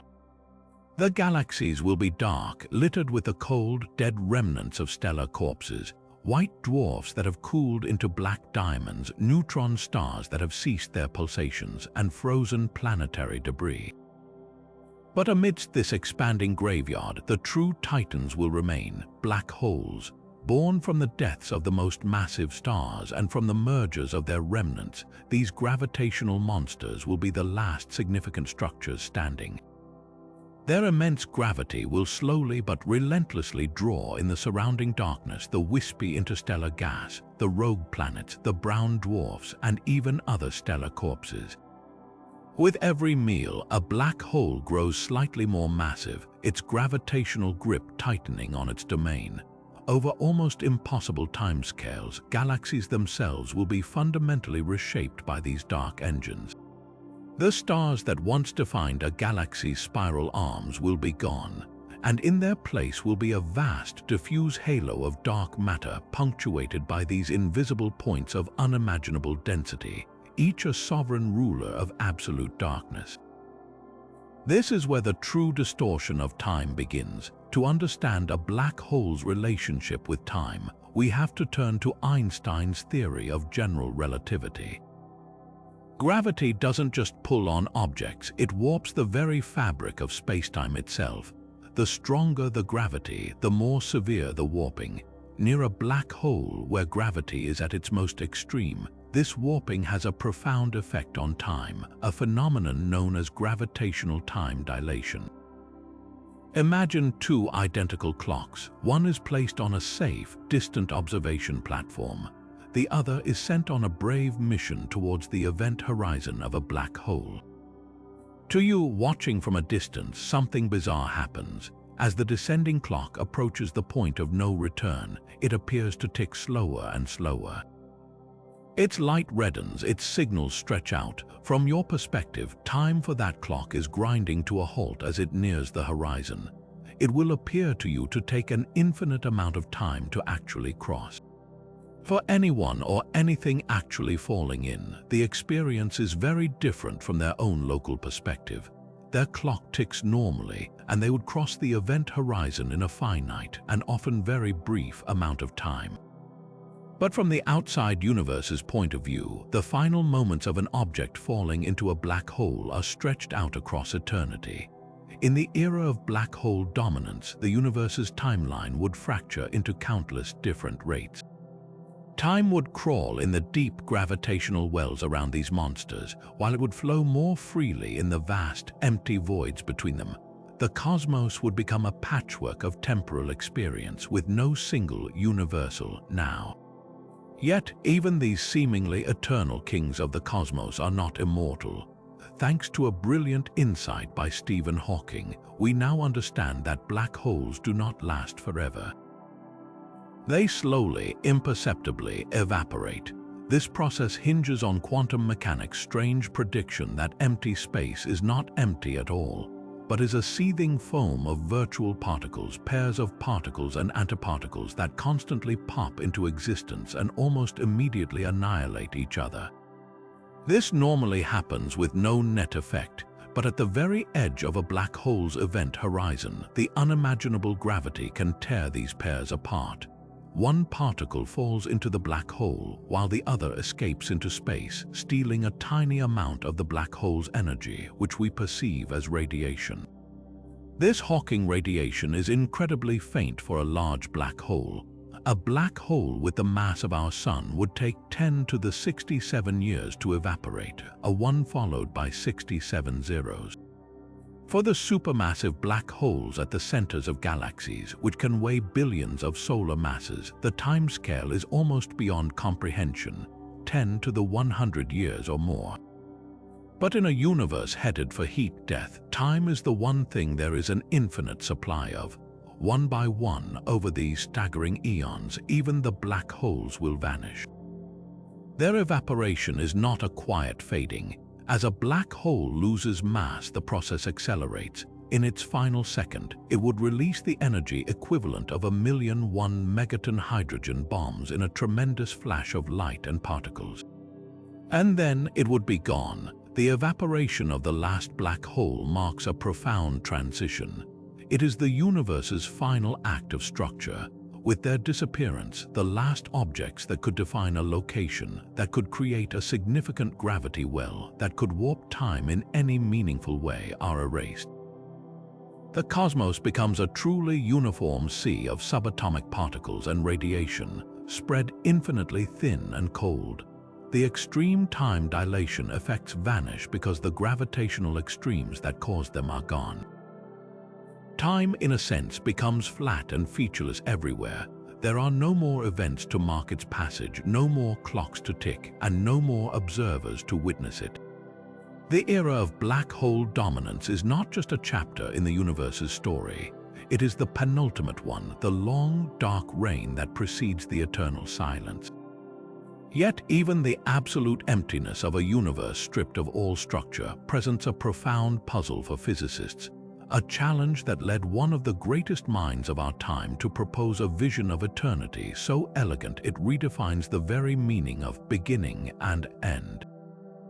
This is Roger Penrose's theory of conformal cyclic cosmology, a radical reimagining of the cosmos that doesn't just avoid a final conclusion, but renders it mathematically impossible by weaving the far future of one universe directly into the explosive birth of the next.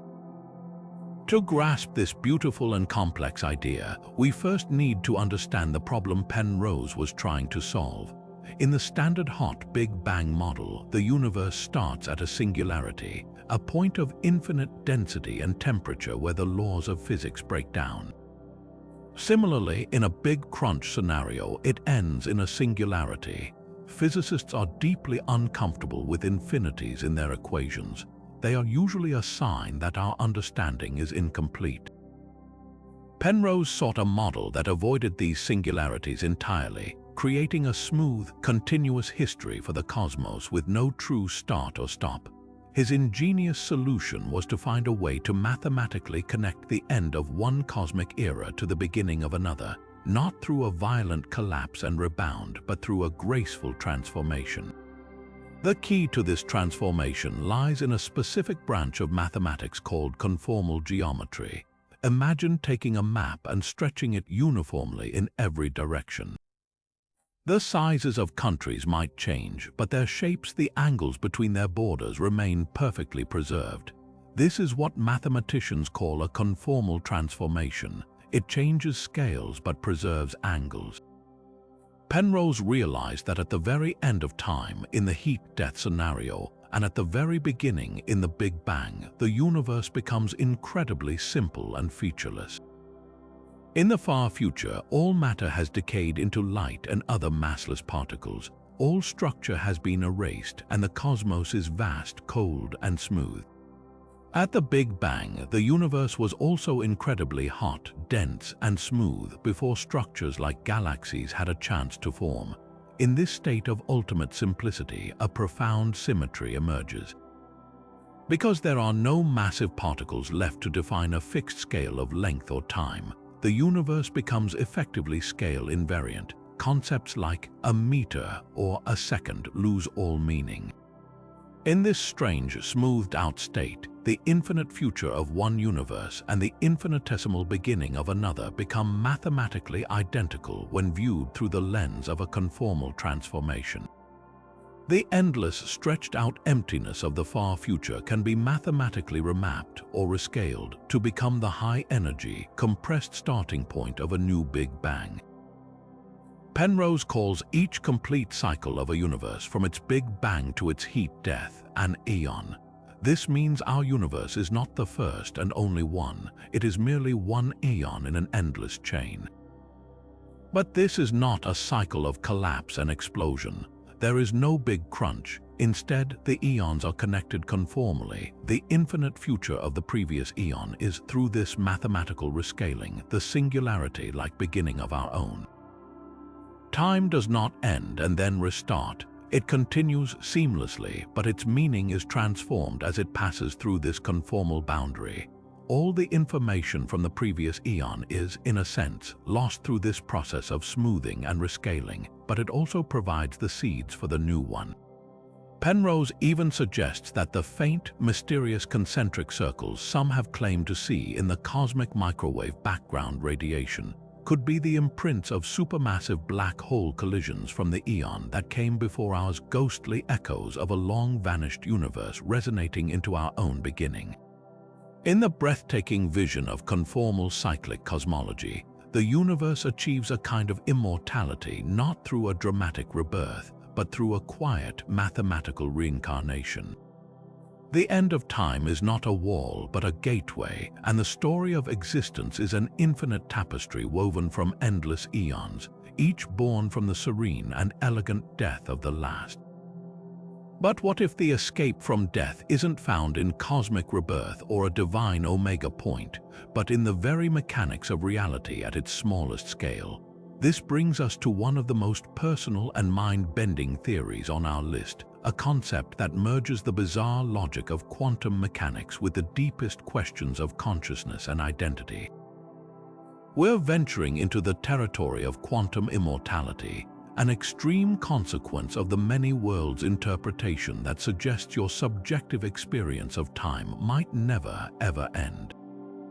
To understand this, we first need to revisit the classic quantum thought experiment, Schrödinger's cat. In the traditional Copenhagen interpretation, the cat in the box is both alive and dead until someone opens the box and looks, collapsing the wave function into one definite reality. The many worlds interpretation proposed by Hugh Everett offers a radically different view. It says there is no collapse. Instead, at the moment of a quantum event like the radioactive atom decaying or not decaying, the universe literally splits into two or more branches. In one universe, the atom decayed and the cat is dead. In another, it did not and the cat is alive. Both universes are equally real and they proceed independently, unaware of each other. Every quantum event everywhere is constantly causing the cosmos to branch into a vast, ever-growing multiverse of possibilities. Now apply this to your own life and death. At every single moment, there are countless quantum events happening in your body that could lead to your death. A neuron might fire incorrectly, a key cell might undergo a lethal mutation, or a crucial enzyme might fail to form. In the vast majority of these branching timelines, these events do not occur and you continue living, but in a tiny, minuscule fraction of them, a fatal quantum fluctuation happens. According to many worlds, both outcomes are real. There is a universe in which you suddenly drop dead right now from a spontaneous brain aneurysm. But, and this is the crucial point, that is not the universe you experience. Your consciousness is tied to the branches where you continue to exist. You are only aware of the timelines where the quantum dice roll in your favor. Extend this principle forward across a lifetime. Every time you cross a street, there is a branch where a truck swerves and hits you, but your conscious experience follows the branch where it doesn't. Every time you get sick, there is a branch where the illness proves fatal, but you find yourself in the branch where you recover. This process continues indefinitely. As long as there is any physically possible quantum pathway for you to survive for one more second, your consciousness will inevitably follow that branch. You will always find yourself alive, no matter how improbable your survival becomes. In a universe headed for heat death, this could mean your conscious experience continues for trillions of years, following an increasingly narrow and unlikely path through the quantum multiverse where your biological, or perhaps post-biological processes somehow continue to function. This leads to an almost paradoxical conclusion about the end of time. Even after the last stars die and the cosmos becomes a dark, empty void, if there is even the most infinitesimal quantum probability that a conscious observer like you could continue to exist for one more moment, then your subjective timeline will never terminate. You would never experience the finality of heat death or the violence of a big rip. From your first-person perspective, you would achieve a form of immortality, not through magic or technology, but through the relentless branching of quantum possibilities. Your experience of time would continue, following a ghostly trajectory through a dead multiverse, forever finding itself in the one reality where the story isn't over. In this view, the end of time is not a universal event, but a personal one that, for a conscious observer, may be fundamentally impossible to ever actually experience. But to truly understand the stakes of this final, lonely vigil, we must journey into the mind of that last being itself. What would it even be? It's unlikely to be a biological creature like us. Life as we know it is fragile, requiring planets, suns, and a constant flow of energy. Long after those are gone, the final observer would almost certainly be a form of post-biological intelligence, a mind forged not from flesh and blood but from something far more durable. Perhaps it is a vastly powerful artificial consciousness, born from a civilization that transcended its biological origins eons ago. Or maybe it's a being of pure information, its thought processes encoded in the spin of electrons or the orbits of atoms, eking out an existence in the profound cold. Its primary, perhaps its only, goal would be survival, not for pleasure or ambition, but for the sheer metaphysical imperative to continue being, to continue witnessing. Its existence would be a masterpiece of engineering and desperation. To power its consciousness, it might learn to harness the infinitesimal energy gradients that still remain, perhaps the faint Hawking radiation from the last evaporating black holes or the even fainter warmth left over from the Big Bang itself. It would need to constantly slow its rate of thought to conserve energy, its subjective experience of time stretching out so that a single thought might take a millennium of cosmic time. It would be a mind existing in slow motion, watching the universe darken around it over trillions of years. Its memories would be its only company, a vast library containing the entire history of its civilization, the rise and fall of galaxies, and the lives of countless beings who lived and died in a universe that was once young and bright. And then comes the final, inevitable challenge. As the universe approaches true heat death, even these minuscule energy sources will vanish. The temperature will approach absolute zero, and all useful energy will be gone. The observer's mind will face the ultimate energy crisis. To keep functioning, it will be forced to make a horrific choice. It could continue to slow its cognitive processes further, stretching each moment of subjective experience across an ever-increasing expanse of objective cosmic time. A single final thought, the concept of I am, could be made to last for googles of years. In this state, the end of time would not be a moment it experiences, but a horizon it approaches asymptotically, forever getting closer but never quite arriving from its own perspective.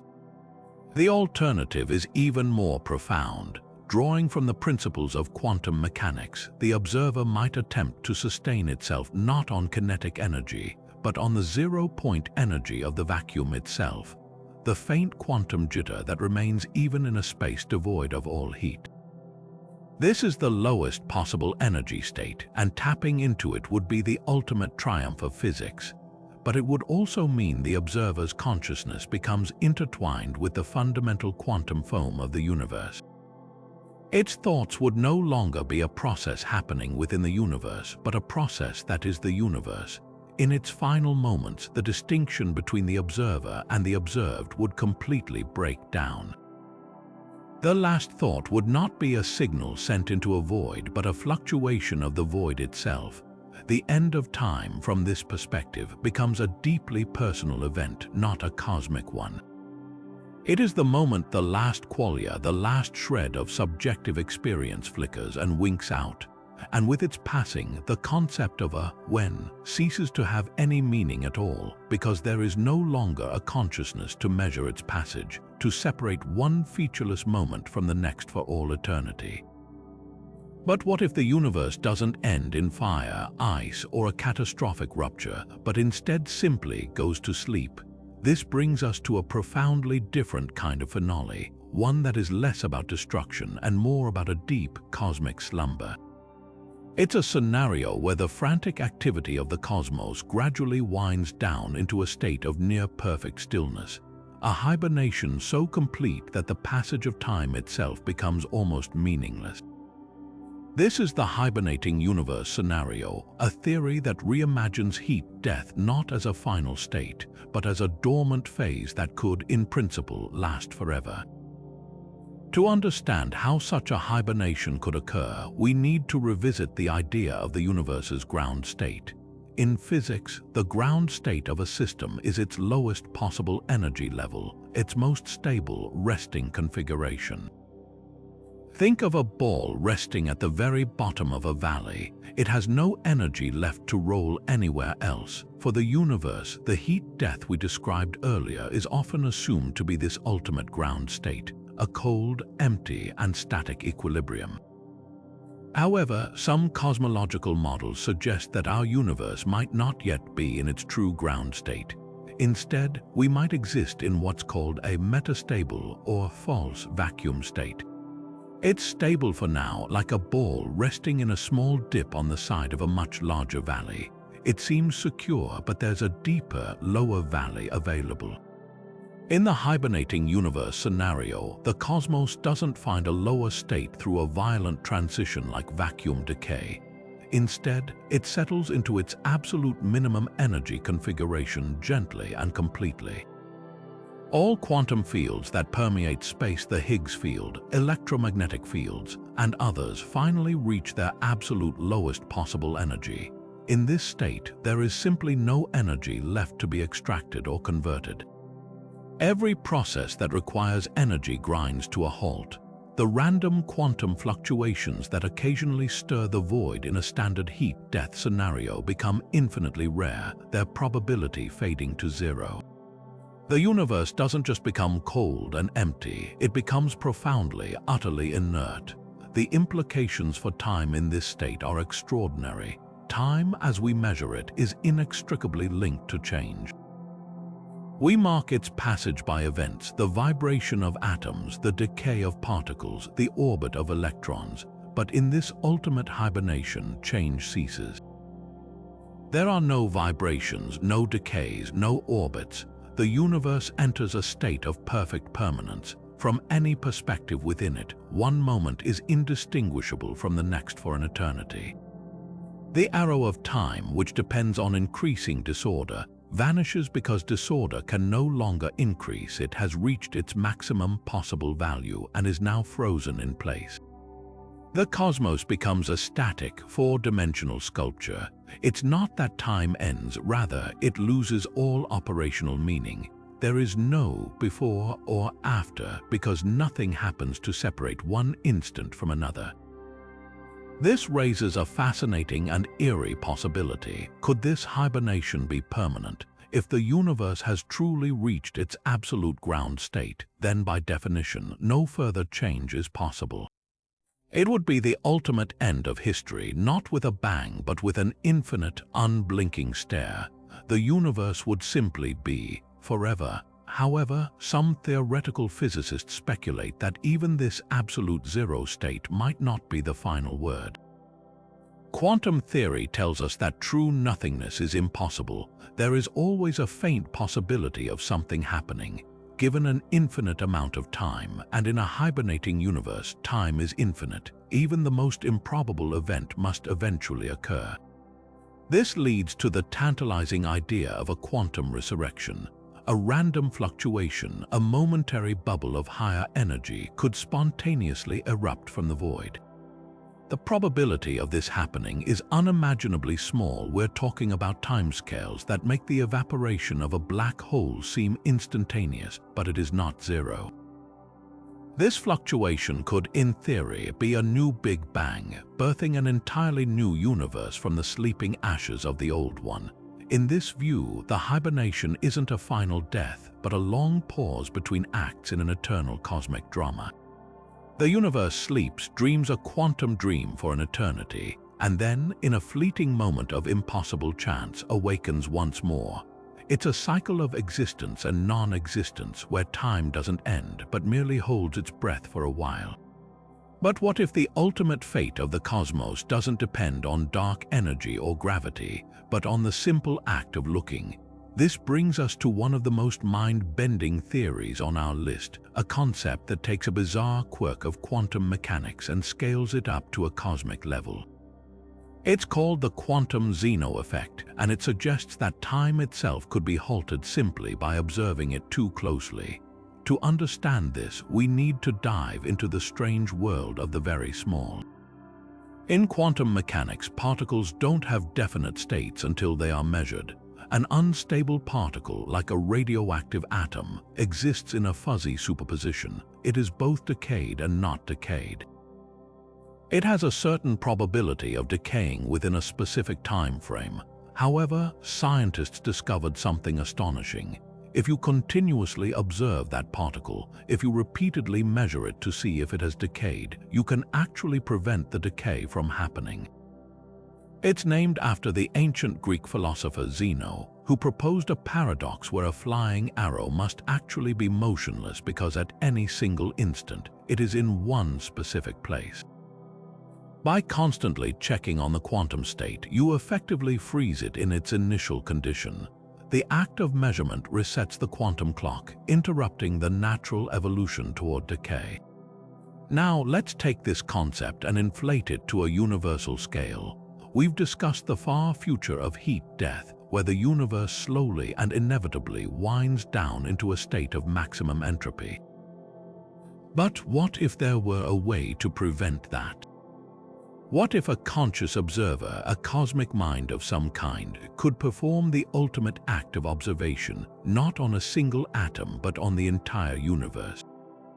The theory suggests that if reality were constantly and perfectly observed at a quantum level, this cosmic measurement could theoretically freeze the universe in its current state, preventing any further change or decay. This wouldn't be a passive watching. It would require an active, relentless process of measurement across all of existence. Imagine a form of intelligence so vast and powerful that its consciousness is intertwined with the quantum fields that make up reality. This entity wouldn't just be looking at the universe, it would be continuously interacting with it at the most fundamental level, collapsing wave functions everywhere all at once. In doing so, it could potentially halt the arrow of time. Entropy, the measure of disorder that always increases, could be arrested. The natural progression toward a cold, dark equilibrium would be stopped dead in its tracks.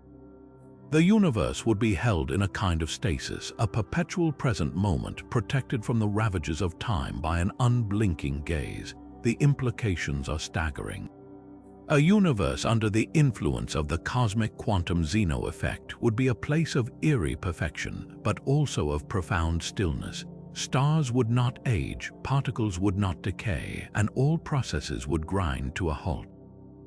It would be the ultimate preservation, but at the cost of all future potential. There would be no new stars being born, no evolution, no story left to tell. Time, in any meaningful sense, would end. It would not cease to exist, but it would cease to flow. The cosmos would become a frozen sculpture, a moment preserved for eternity, all because something or someone is forever watching, ensuring that nothing ever changes again. But if the quantum Zeno effect presents a way to freeze the universe through observation, our next theory ventures into a realm where the very geometry of time becomes so twisted that it threatens to tie itself into a knot and unravel everything.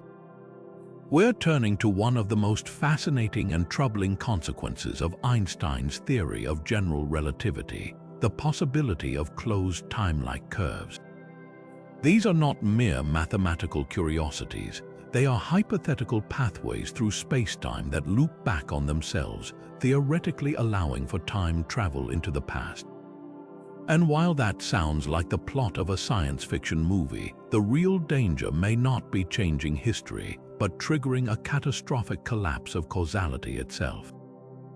To understand a closed time-like curve, or CTC, we first need to grasp how gravity affects time. Einstein showed us that mass and energy warp the fabric of spacetime. A massive object like a star creates a gravity well, and this warping affects how time flows, a phenomenon called gravitational time dilation. Now, imagine an object so incredibly massive and dense and spinning so rapidly that it doesn't just warp spacetime, it twists it into a whirlpool. Certain solutions to Einstein's equations, like the interior of a rotating black hole described by the Kerr metric, or around infinitely long rotating cylinders, suggest that these twists could become so severe that the future light cone, which defines the possible future of any event, tips over until it points into its own past. In this region, a path opens up that, if you were to follow it, would bring you back to a point in your own history without ever exceeding the speed of light. You'd be traveling on a closed loop in time. On paper, this is a valid solution, but physics abhors a paradox, and time travel is paradox incarnate. The classic example is the grandfather paradox. What if you go back in time and prevent your own grandfather from meeting your grandmother, thereby preventing your own birth and making your time travel impossible? It's a logical inconsistency that seems to violate the fundamental principle of causality, that cause must always precede effect. For decades, physicists have argued that some as yet unknown law of physics, perhaps from a theory of quantum gravity, would simply forbid CTCs from forming, acting as a chronology protection conjecture to shield the universe from such madness. However, the theory we're exploring today is far more sinister. It suggests that CTCs could form, but that they would be inherently unstable. The moment one began to form, the universe would react violently to prevent the paradox from ever actually occurring. How? Think of spacetime not as a static stage, but as a flexible membrane under tension. The formation of a CTC would be like pulling a thread in a sweater. The fabric of reality would strain to accommodate this loop in time. But as matter and energy, especially quantum fields, try to circulate on this closed path, their interactions could feed back on themselves with infinite energy. Imagine a single photon, a particle of light traveling on a closed time-like curve. It could go back in time and interact with its past self. Under the right conditions, the quantum fluctuations of this photon could be amplified with each loop. The energy density of these fluctuations would build up exponentially, creating a runaway effect that would quickly escalate to infinity. This infinite spike of energy would violently distort the local geometry of spacetime, likely creating a black hole or, even worse, a naked singularity, a point of infinite density not hidden behind an event horizon. This singularity wouldn't just be a point in space, it would be a fault line in time itself. The collapse would not necessarily remain local. This rupture in causality could act like a crack in a foundation, spreading outwards at the speed of light. As it expands, it wouldn't destroy matter in the conventional sense. Instead, it would rewrite the rules of cause and effect in its wake. Regions of spacetime would become causally disconnected, their histories rendered inconsistent or erased. The universe's coherent timeline could shatter into a mosaic of contradictory events, a patchwork where every moment is both the cause and effect of another in a nonsensical loop. In the most extreme scenario, this collapse could trigger a universal reset, a wave of paradoxical energy that sweeps across the entire cosmos, wiping the slate clean and perhaps even providing the conditions for a new Big Bang, birthing a new universe free from the twisted time loops that doomed its predecessor. In this view, the end of time wouldn't be a silence, but a scream of paradoxical feedback, a cosmic correction that erases the timeline to save it from itself. Yet for all its terrifying gravitational might, the black hole presents physicists with a puzzle so profound it threatens to undo our entire understanding of how the universe works, a conundrum that pits the two pillars of modern physics against each other in an epic showdown. This is the black hole information paradox, and its potential resolution doesn't just aim to save a few equations. It may completely rewrite our concept of reality and dictate the ultimate fate of information, and thus time itself in the cosmos. The paradox begins with one of Stephen Hawking's greatest insights. Black holes evaporate. Through the quantum process that bears his name, a black hole slowly radiates away its mass until after eons it vanishes completely. This Hawking radiation is thermal, random, and crucially devoid of any information about what fell into the black hole. It's like burning a book and having only the heat and ash remain. You can tell something was burned, but you can never reconstruct the story from the smoke. This presents a catastrophic problem for quantum mechanics, which holds the principle of unitarity as sacred. This principle states that information is never truly lost. It can always be recovered in principle. The initial state of a system should uniquely determine its final state. If you have perfect knowledge of every particle in the present, you should, in theory, be able to calculate both the future and the past. Hawking's calculations seem to show that black holes violate this fundamental rule, that they are cosmic shredders, permanently erasing information from the universe. This set the stage for a decades-long battle between general relativity, which says the interior of a black hole is a place where the past is definitively destroyed at the singularity, and quantum mechanics, which insists that the information about that past must be preserved somehow. Resolving this paradox has forced physicists to propose some of the most radical ideas in all of science.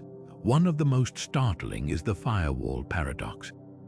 Imagine finally reaching the event horizon of a black hole after a long journey. According to Einstein's equivalence principle, You should feel nothing special as you cross this invisible boundary. It should be an unremarkable point of no return. But the firewall hypothesis suggests a far more gruesome welcome committee. To preserve the information that quantum mechanics demands, an incredibly energetic wall, a literal firewall of searing radiation, might exist right at the event horizon. This firewall would instantly incinerate anything trying to cross, protecting the purity of the Hawking radiation being emitted outside by ensuring that no new, complicating information ever makes it inside to be lost. In this brutal resolution, time for an infalling astronaut ends not with a slow spaghettification, but in a sudden, violent flash of compliance with quantum law. The event horizon becomes a physical boundary, a definitive endpoint not just for matter, but for its informational timeline. An even more mind-bending proposal comes from the work of physicists Juan Maldaisner and Leonard Susskind, encapsulated in the deceptively simple equation ER=EPR. This idea suggests that the solution to the information paradox isn't a destructive wall, but a fundamental connection woven into the fabric of spacetime itself.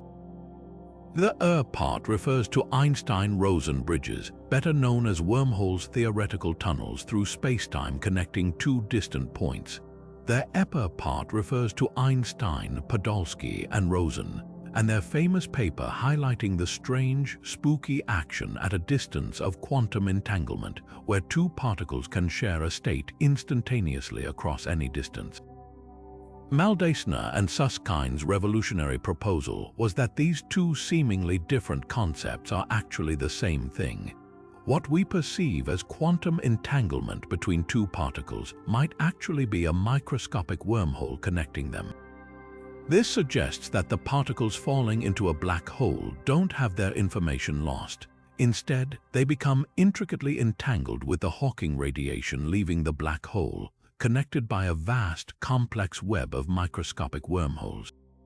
The information isn't destroyed, it's transferred, translated, and preserved in the correlations between the radiation particles.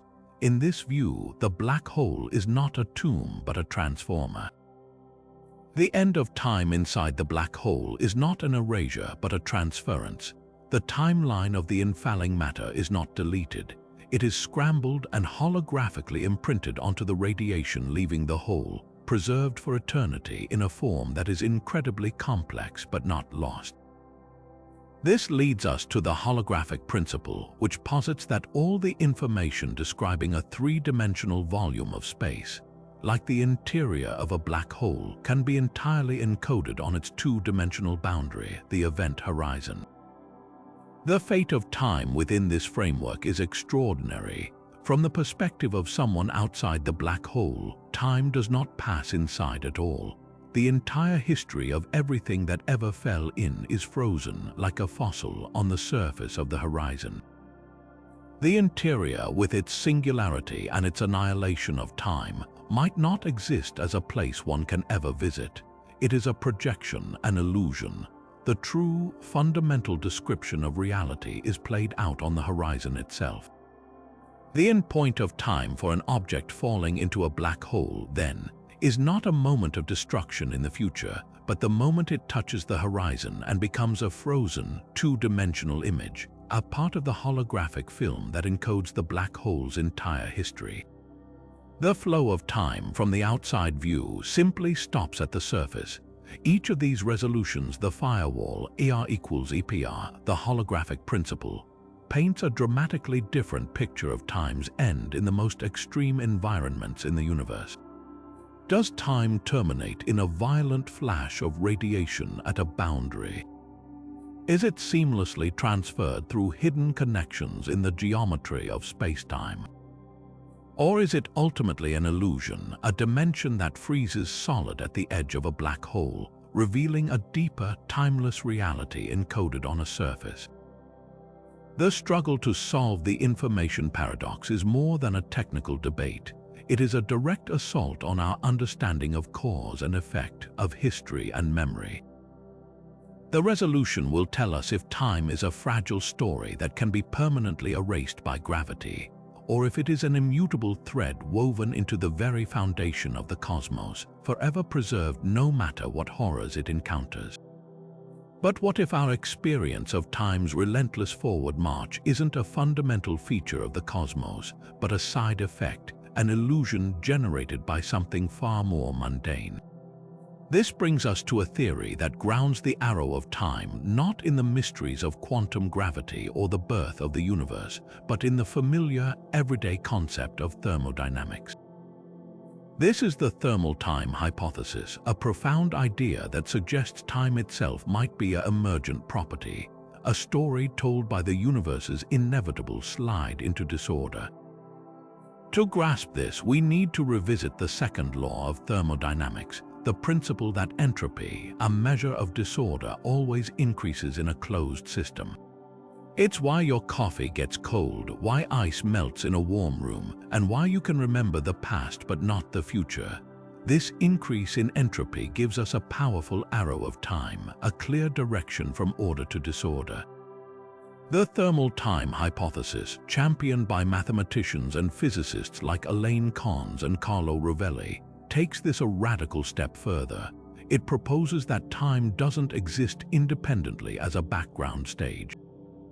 Instead, what we perceive as the flow of time is actually generated by the universe's thermodynamic gradient, its uneven distribution of heat and energy. In other words, time isn't the cause of change. Time is the name we give to our experience of that change as the universe moves toward equilibrium. Think of it like watching a movie.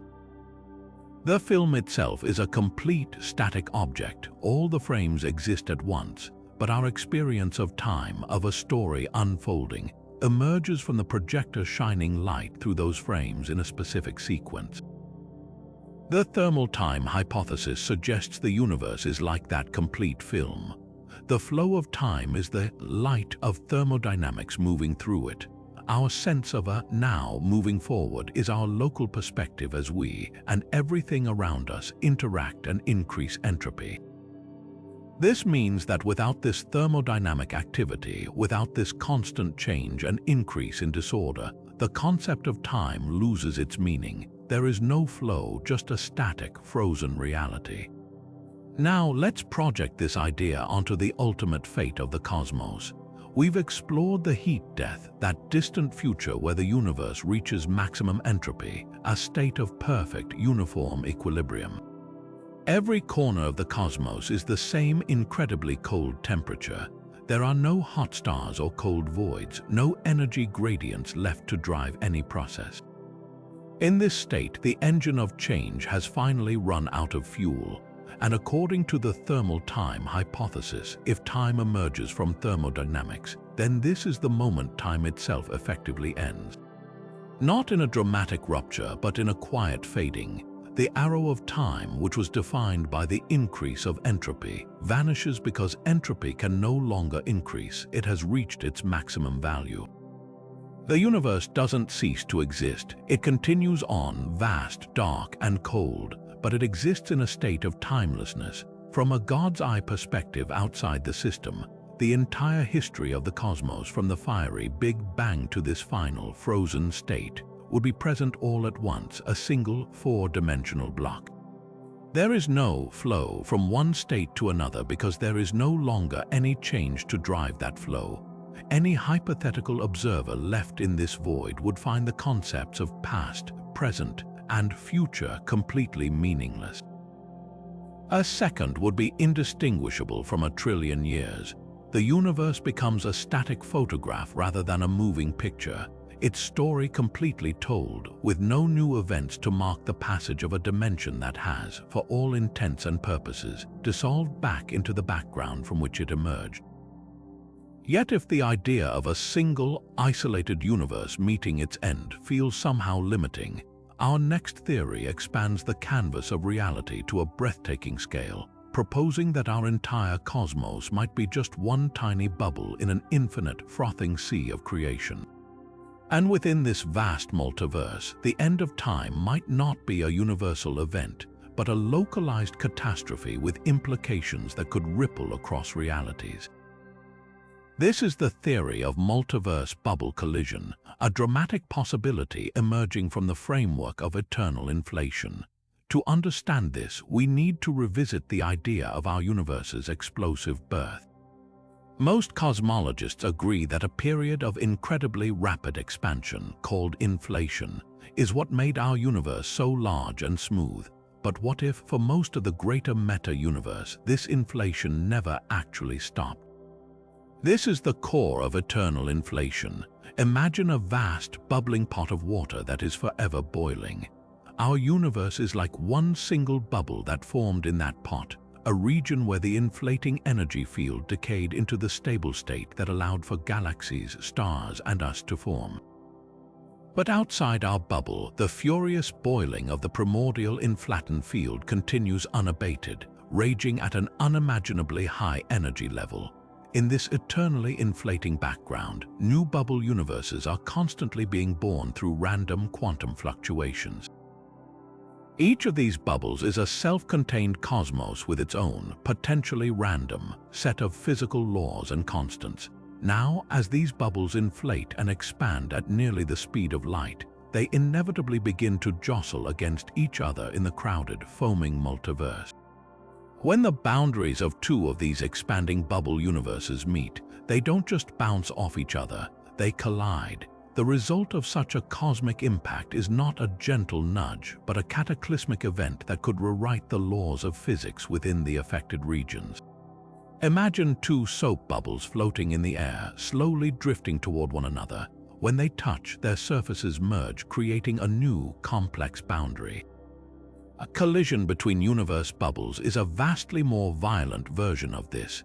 The point of contact would be a region of unimaginable energy density, where the different physical laws of the two universes clash and compete for dominance.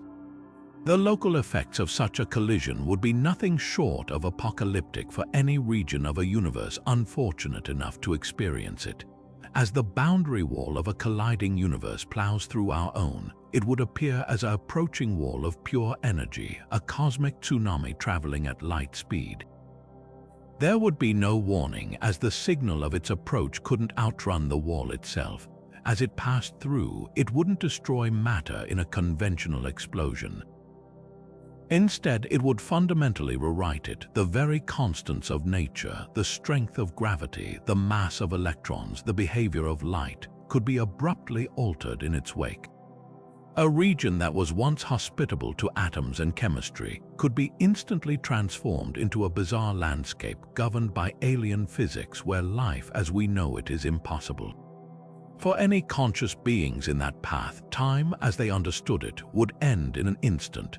Their local reality would be overwritten with a new set of physical laws, effectively terminating their timeline and replacing it with something entirely new and likely sterile. But the true terror of this scenario lies in its potential to escalate beyond a local disaster. The energy released by a bubble collision could be so immense that it doesn't just change the local laws of physics, it could destabilize the fabric of the inflating background itself. The collision could act as a nucleation point, triggering the formation of new, unpredictable bubbles or even starting a chain reaction of further collisions. In the most extreme case, a single bubble collision could create a crack in the foundation of the multiverse, a rupture that propagates through the eternally inflating background. This could lead to a multiverse phase transition, where the entire meta-universe is converted from its high-energy inflating state to a new, stable state, but one that might be completely incompatible with the existence of any bubble universes like our own. In this ultimate catastrophe, the entire multiverse structure could undergo a spontaneous and rapid rewrite, effectively erasing all existing timelines and histories in one fell swoop, and rebooting existence under a completely new and unknown set of ultimate rules. But if the collision of entire universes feels like a cataclysm on the grandest possible scale, our next theory brings the threat of cosmic transformation down to the very smallest, most fundamental level imaginable, the very quantum foam from which spacetime itself is woven. This is the theory of a quantum gravity phase transition, a scenario where the universe doesn't end with a bang or a whimper, but with a subtle, profound shift in its very operating system, a shift so deep it could rewrite the rules of time itself. To truly grasp the stakes of this idea, we need to venture into the realm of quantum gravity, the final frontier of fundamental physics. We have two incredibly successful theories: quantum mechanics, which governs the tiny world of particles, and general relativity, which describes the large-scale structure of spacetime and gravity. The problem is, they are completely incompatible. When you try to apply the smooth, geometric rules of gravity to the frantic, fuzzy quantum world, the math completely breaks down. This clash becomes violent in extreme environments like the center of a black hole or the first moment of the Big Bang. A theory of quantum gravity aims to resolve this conflict, to describe how gravity works at this unimaginably small scale. And one of the leading candidates, loop quantum gravity, suggests that spacetime itself isn't smooth and continuous as Einstein described. Instead, it might be granular or discrete, made of tiny, indivisible loops or pixels at a scale called the Planck length. This is the quantum foam, a seething, chaotic sea of virtual particles and wormholes popping in and out of existence, where the concepts of here and now become blurry and undefined. Now, imagine this quantum foam as the foundation of all reality. Right now, it exists in a stable or frozen phase. The geometry of spacetime is relatively calm and predictable on larger scales, allowing for stars, planets, and the reliable flow of time we experience. But what if this stable phase is not the only possible state? Just like water can exist as solid ice, liquid water, or gaseous steam depending on temperature and pressure, the structure of spacetime itself might be capable of undergoing a phase transition. A quantum gravity phase transition would occur if some trigger, a massive energy event, a quantum fluctuation on a cosmic scale, or the natural evolution of the universe caused this quantum foam to suddenly melt or thaw into a new, radically different phase. The consequences of such a metamorphosis are almost beyond comprehension. The very laws of physics that govern time could be rewritten in an instant. In one possible outcome, the transition could create an entirely new universe with completely different temporal properties budding off from our own. Imagine a bubble of this new spacetime phase nucleating somewhere and expanding at the speed of light. As it passes, it wouldn't destroy matter, it would redefine it. The dimension of time as we know it could cease to exist, replaced by something entirely alien. Perhaps time would become two-dimensional or cyclical, or lose its arrow entirely, creating a cosmos of static, eternal moments. For any region caught in this wave of change, the familiar progression from past to future would simply stop, overwritten by a new set of physical laws where the concept of causality itself might not even apply. In a more extreme and final scenario, the phase transition might not create a new universe at all, but simply annihilate the old one. The melting of the quantum foam could be so complete that it erases the very stage upon which reality plays out. Spacetime would dissolve into a formless, pre-geometric chaos, a state without location, without duration, without any of the properties needed for physics or time to exist. It would be an end not of things in the universe, but of the universe itself as a container for things. The transition would be the ultimate silence, a cosmic reset that returns everything to a state of pure potentiality, a blank slate upon which no story of time could ever be written again. This wouldn't be an explosion into nothingness. It would be a quiet unraveling of the fabric of reality from the bottom up, a final sigh from the quantum vacuum as it settles into its true and ultimate ground state. But to weave consciousness directly into the cosmos's final act, we must turn to perhaps the most audacious and philosophically charged theory of all. This final idea doesn't just place us as observers in the universe, but as potential architects of its ultimate destiny. It's a concept that marries the stark predictions of cosmology with the deepest questions of meaning and purpose, suggesting that the universe's parameters might be fine-tuned not just for life to emerge, but for consciousness to eventually take the reins and steer reality away from oblivion. This is the theory of a conscious universe recollapse. This idea finds its roots in the anthropic principle, which in its strongest form states that the universe must have properties that allow conscious life to arise because we are here to observe it. It's a way to explain why the fundamental constants of nature seem so perfectly calibrated for complexity. If gravity were slightly stronger, stars would burn out too quickly. If the weak nuclear force were slightly weaker, hydrogen wouldn't fuse into the elements necessary for life. We find ourselves in a universe that is, against all odds, hospitable. The conscious recollapse theory takes this a monumental step further. It proposes that this fine-tuning might extend beyond merely creating observers. The universe's laws might also be set up to allow those observers, once they evolve to a sufficient level of intelligence and technological mastery, to eventually influence the cosmos on the largest scales and ultimately prevent its own dissolution. Imagine a civilization not in millions of years, but in billions or even trillions, a culture that has long since transcended its biological origins to become a form of post-biological intelligence, perhaps existing as patterns of information woven into the fabric of spacetime itself. This civilization would face the slow-motion crisis of the universe's expansion and cooling, but instead of accepting this fate, they might embark on the ultimate engineering project, cosmic preservation. The most speculated method to achieve this is through a controlled recollapse. The goal wouldn't be a violent big crunch, but a gentle, guided reversal of the universe's expansion. How could such a thing even be possible? The mechanisms are purely theoretical but fascinating. It might involve manipulating the mysterious dark energy that is currently driving the acceleration.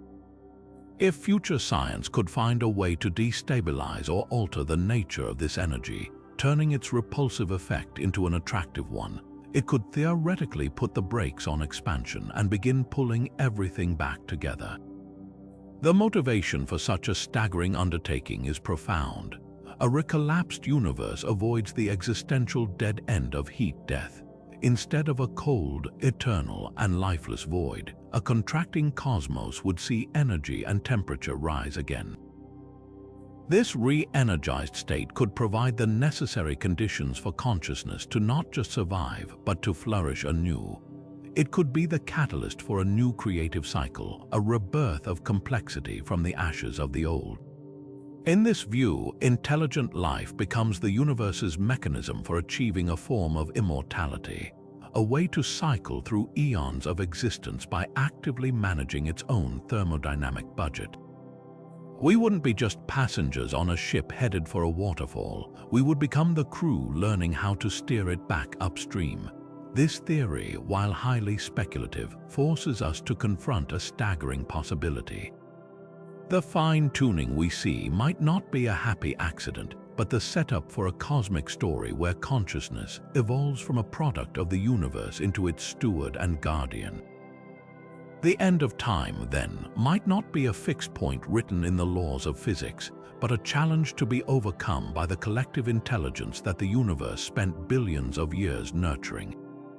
It suggests a future where the distinction between physics and metaphysics blurs, where the ultimate fate of everything is not determined by blind forces, but by the choices of a universe that has finally become awake and aware enough to save itself from the silence. From the slow, cold fade of heat death to the violent, explosive finale of the Big Rip, from the cyclical promise of a big bounce to the sudden, silent erasure of vacuum decay, our journey through these 30 theories reveals a cosmos of breathtaking possibility. We've ventured into the quantum foam where time itself may be an illusion, soared through a multiverse where endings are merely local events, and even pondered a future where consciousness itself might hold the key to the universe's salvation or its final frozen sigh. Each theory, whether grounded in the hard mathematics of relativity or the speculative edges of philosophy, offers a unique window into the enigmatic nature of time. Some paint time as a fundamental river, others as an emergent story, and a few dare to suggest it might be nothing more than a convincing mirage projected from the edge of reality itself. This incredible diversity of thought doesn't signify confusion, but rather the profound depth of the mystery we're grappling with. The fact that brilliant minds can look at the same universe and see endings of fire, ice, cycles, or transcendence tells us that time is far more than just the ticking of a clock. It is intimately woven into the fabric of existence, and untangling its ultimate fate forces us to confront the biggest questions of all. What is reality? What is consciousness, and what is our place in a cosmos that might be finite, infinite, or something beyond our current comprehension? Now we turn the question over to you. Which of these visions of the final chapter resonates most deeply? Does the stark, eternal silence of heat-death feel like the most logical conclusion, or does the poetic cycle of the Big Bounce capture your imagination? Are you chilled by the instant erasure of a simulation shutdown, or filled with awe by the transcendent possibility of an omega point? The conversation about our cosmos's greatest mystery is far from over, and your perspective is a vital part of it. Share your thoughts in the comments below. We are genuinely excited to read which theory you find most compelling and why. If this journey to the edge of time and beyond has sparked your curiosity, there are so many more cosmic mysteries to explore. From the hidden nature of dark matter to the deepest secrets of black holes, our channel is dedicated to unraveling the wonders of the universe. Make sure to subscribe and hit the notification bell so you don't miss our next adventure into the unknown. Thank you for joining us on this incredible expedition. Until next time, keep looking up and wondering about the profound, beautiful, and mysterious universe we call